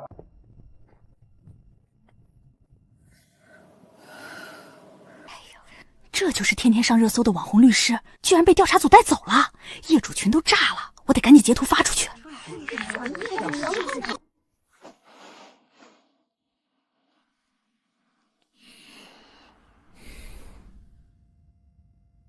是不是在想沈曼妮的事？你怎么知道？你又没睁眼。从11点到现在，你翻身超过了5次，根据观察，心事很重。你连翻身次数都数，职业病也太严重了吧？第6次了。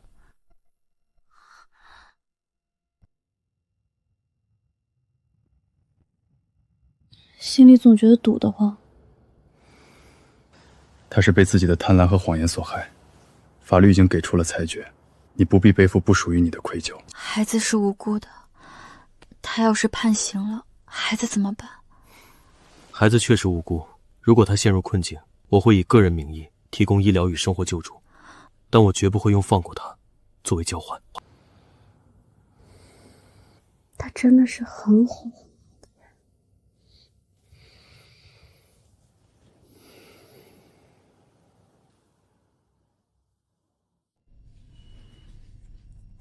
沈曼妮的资产已全部冻结，她的副手也已全部倒戈。意料之中，下班前补全证据链，否则不谈交易。这种小案子，不需要我出面发声。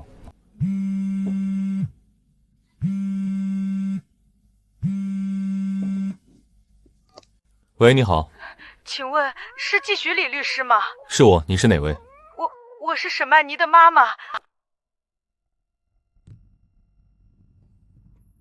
季律师，是我女儿做错了事，该关该办都是报应，我不敢求您放过她，我就提一个请求，季律师，求您给孩子留条活路吧，他天天问妈妈去哪儿了。孩子是无辜的。媒体报道是舆论自发，我不能完全控制。我和太太都不会主动向媒体提供任何与孩子有关的信息。不必这样。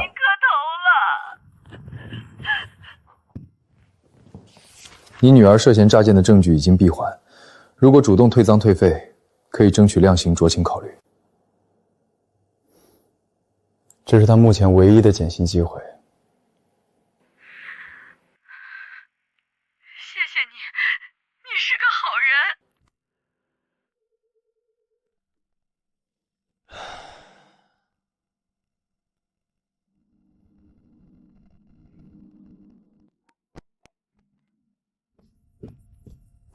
纪律，您没事吧？没什么。联系沈曼妮的辩护律师。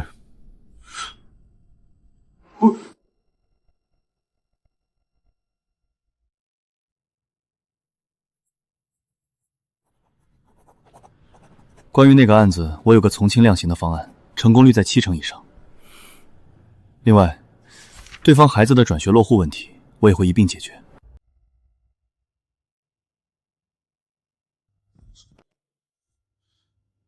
季雨林，你疯了吗？沈曼妮她明明涉嫌商业欺诈、转移资产，你居然要保她！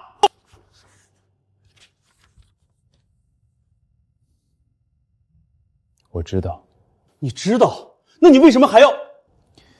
因为江晚值得。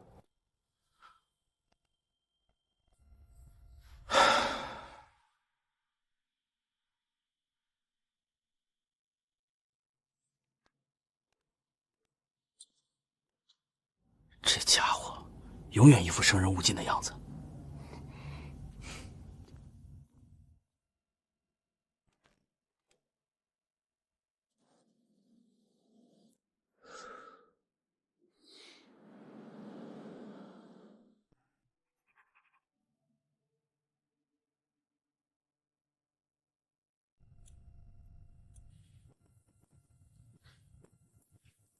魏明成真是好大的胆子，居然敢动到季家头上！哼！发声明，终止全部合作，1分违约金都不给。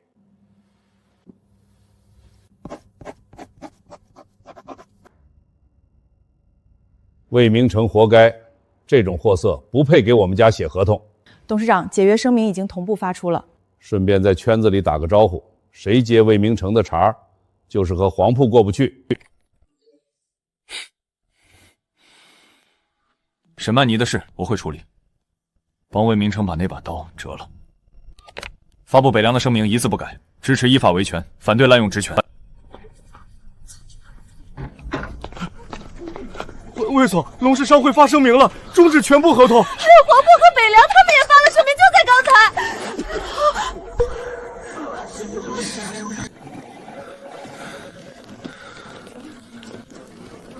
全海城大佬都联手了，季许礼要我的命。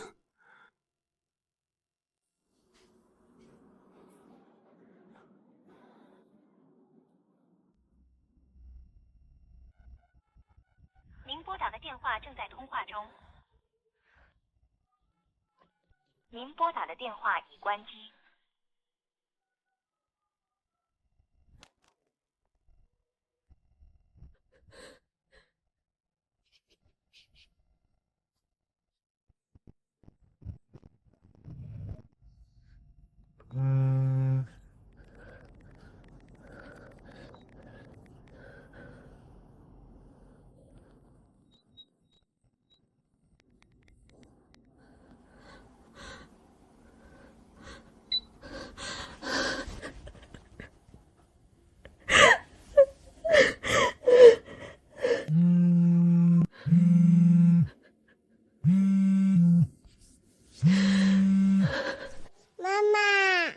奶奶想你啦。宝贝，妈妈也想你。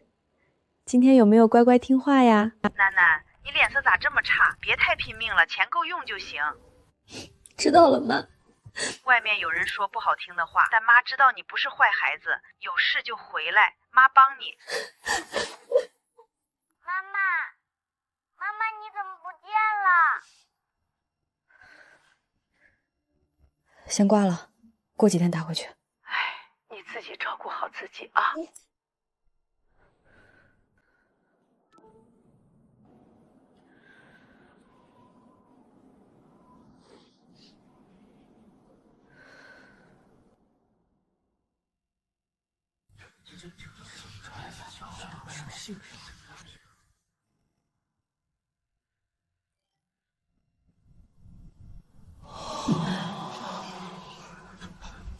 这怎么可能？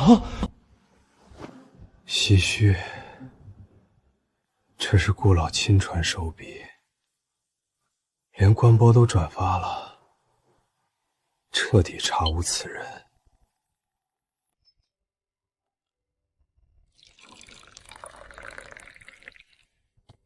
这是季雨里特地带回来的明前龙井。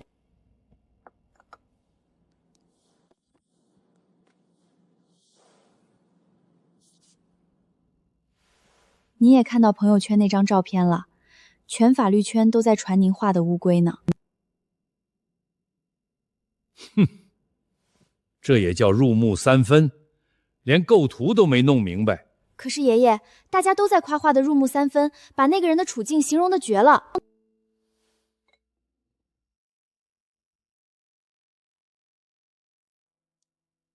龟壳上的裂缝才是重点，是他最该看清楚的东西。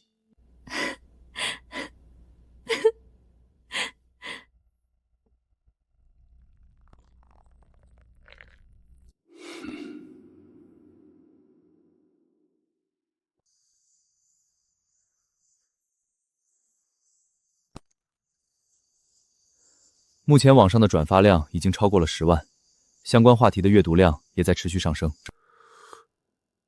哼，我那可是入木三分的佳作，他们这帮人啊，多转转多看看那是应该的，这艺术熏陶哪能一蹴而就？蜜月打算什么时候去？别在这节骨眼上回去跟进并购案。下个月。去哪里？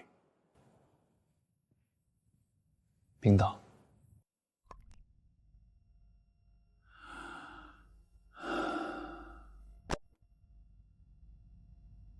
冰岛啊！30年前啊，我和你生去冰刀度蜜月。那时候冰刀荒凉得很，没几个中国人。你都想不到，他那时候，你师娘啊，平时看着端庄，一看到火山喷发，激动得满地乱跳，嗷嗷叫。我在旁边拉着都拉不住，真怕他一头跳进去。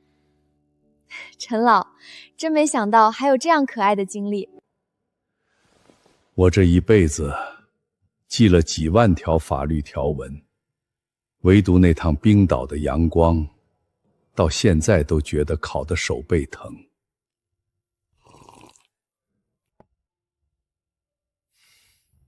我会带一张火山的照片回来给您。少拿照片糊弄我，把老婆照顾好，别受凉才是正事。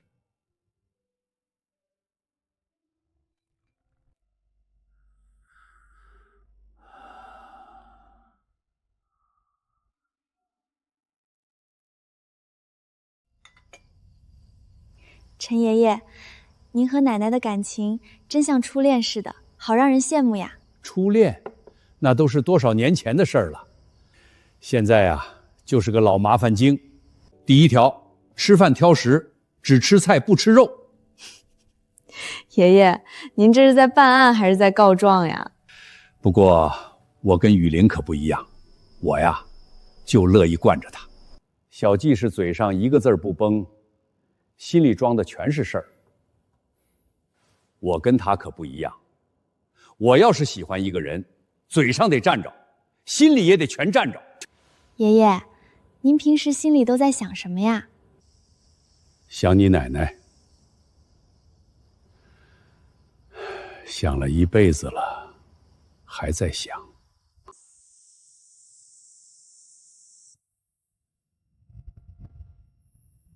我去续点热水。爷爷，他是不是害羞了？你这小子还是这么脸皮薄，连杯茶都要跟师傅抢。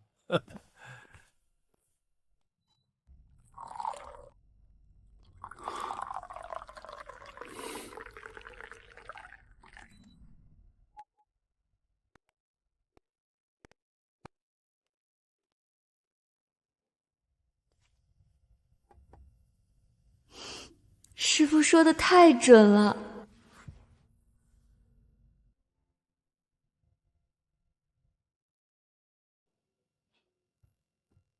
怎么，被我吓着了？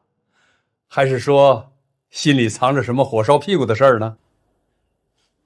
老师，您在说什么呀？我怎么听不懂？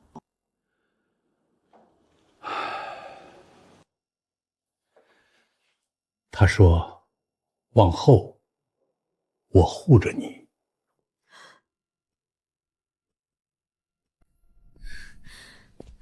我教过很多学生，他们有的成了院士，有的成了富商，只有他一个人跟我说，他想的是怎么让老婆不再担心。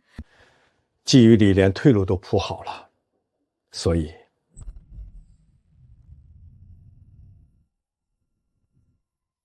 你这丫头命好，嫁对了人。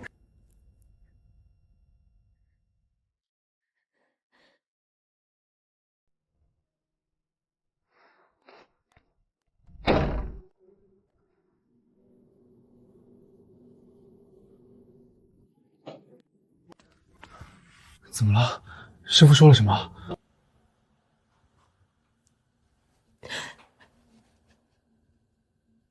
师傅说你昨晚打电话了。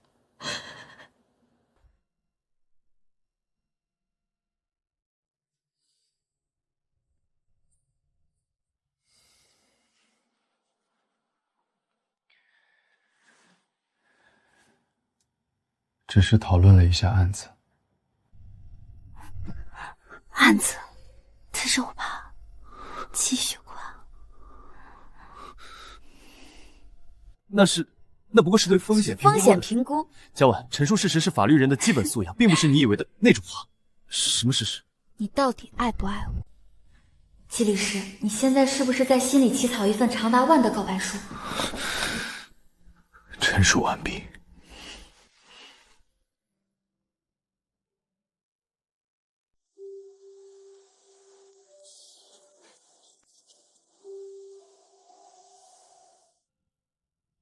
一晃啊，都这么多年了，你还是这么年轻。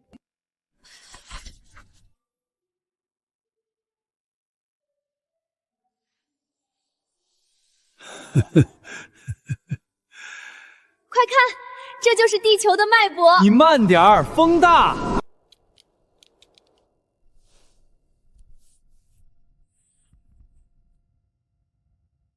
你呀，跟我年轻时一模一样，不会说话，只会做事。这辈子委屈你了。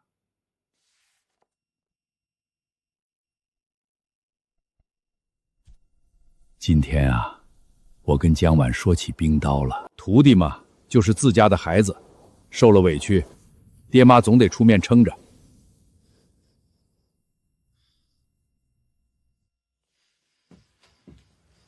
都回来吧。这处理结果比预想的还要重啊！魏明成不仅停职半年，居然还要重考职业道德，这简直是当众扇他判官的脸。沈曼妮才是真的彻底出局了，停职1年还被移交向调查小组的欺诈案。他那间办公室听说下午搬家了，真是墙倒众人推。要怪就怪他动了季雨图的命门，原来还有全身而退的道理。江婉，对不起，我知道这3个字什么都弥补不了，但我想告诉你，你嫁给了一个托付终生的男人。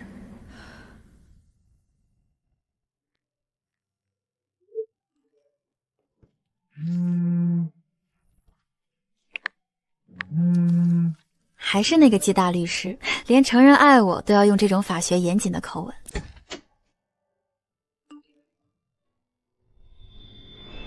他给我的从来不是婚姻这个形式，而是他全部的全部。季于理，余生这本合同，我会陪你好好履行。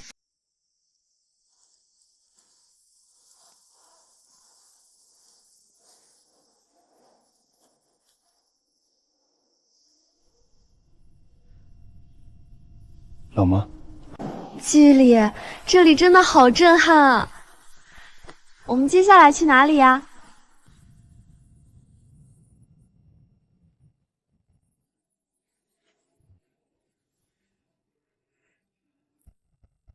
明天早上9点，去看火山。真的吗？那我们能看到真正的岩浆吗？太棒了！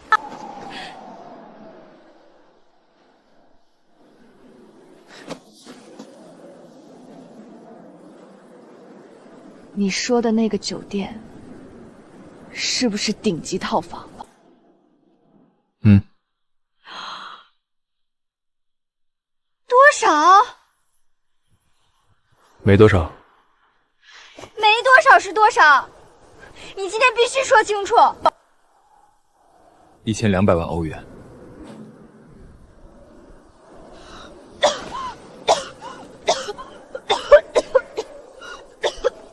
你疯了吗？这也太贵了！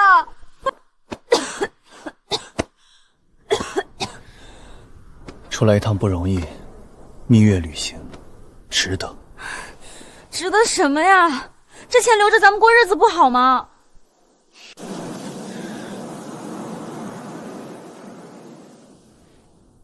江晚，我花了4年，才敢站在你面前，告诉你这些。这一次，我不会再放开你。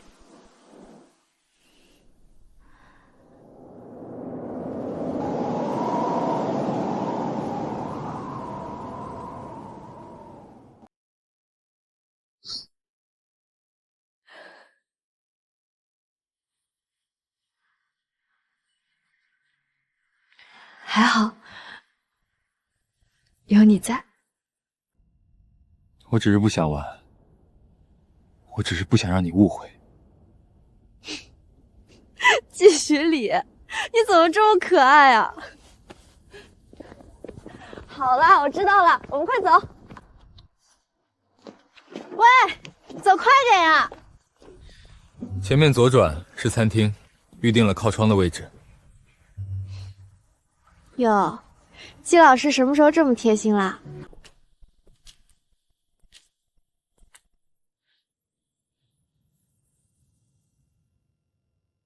江晚轻柔的心念，和他在一起的每一步，都像踩在云端。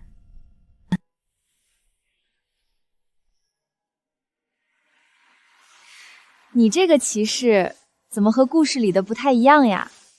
别人都在拯救世界，你怎么只会整理围巾啊？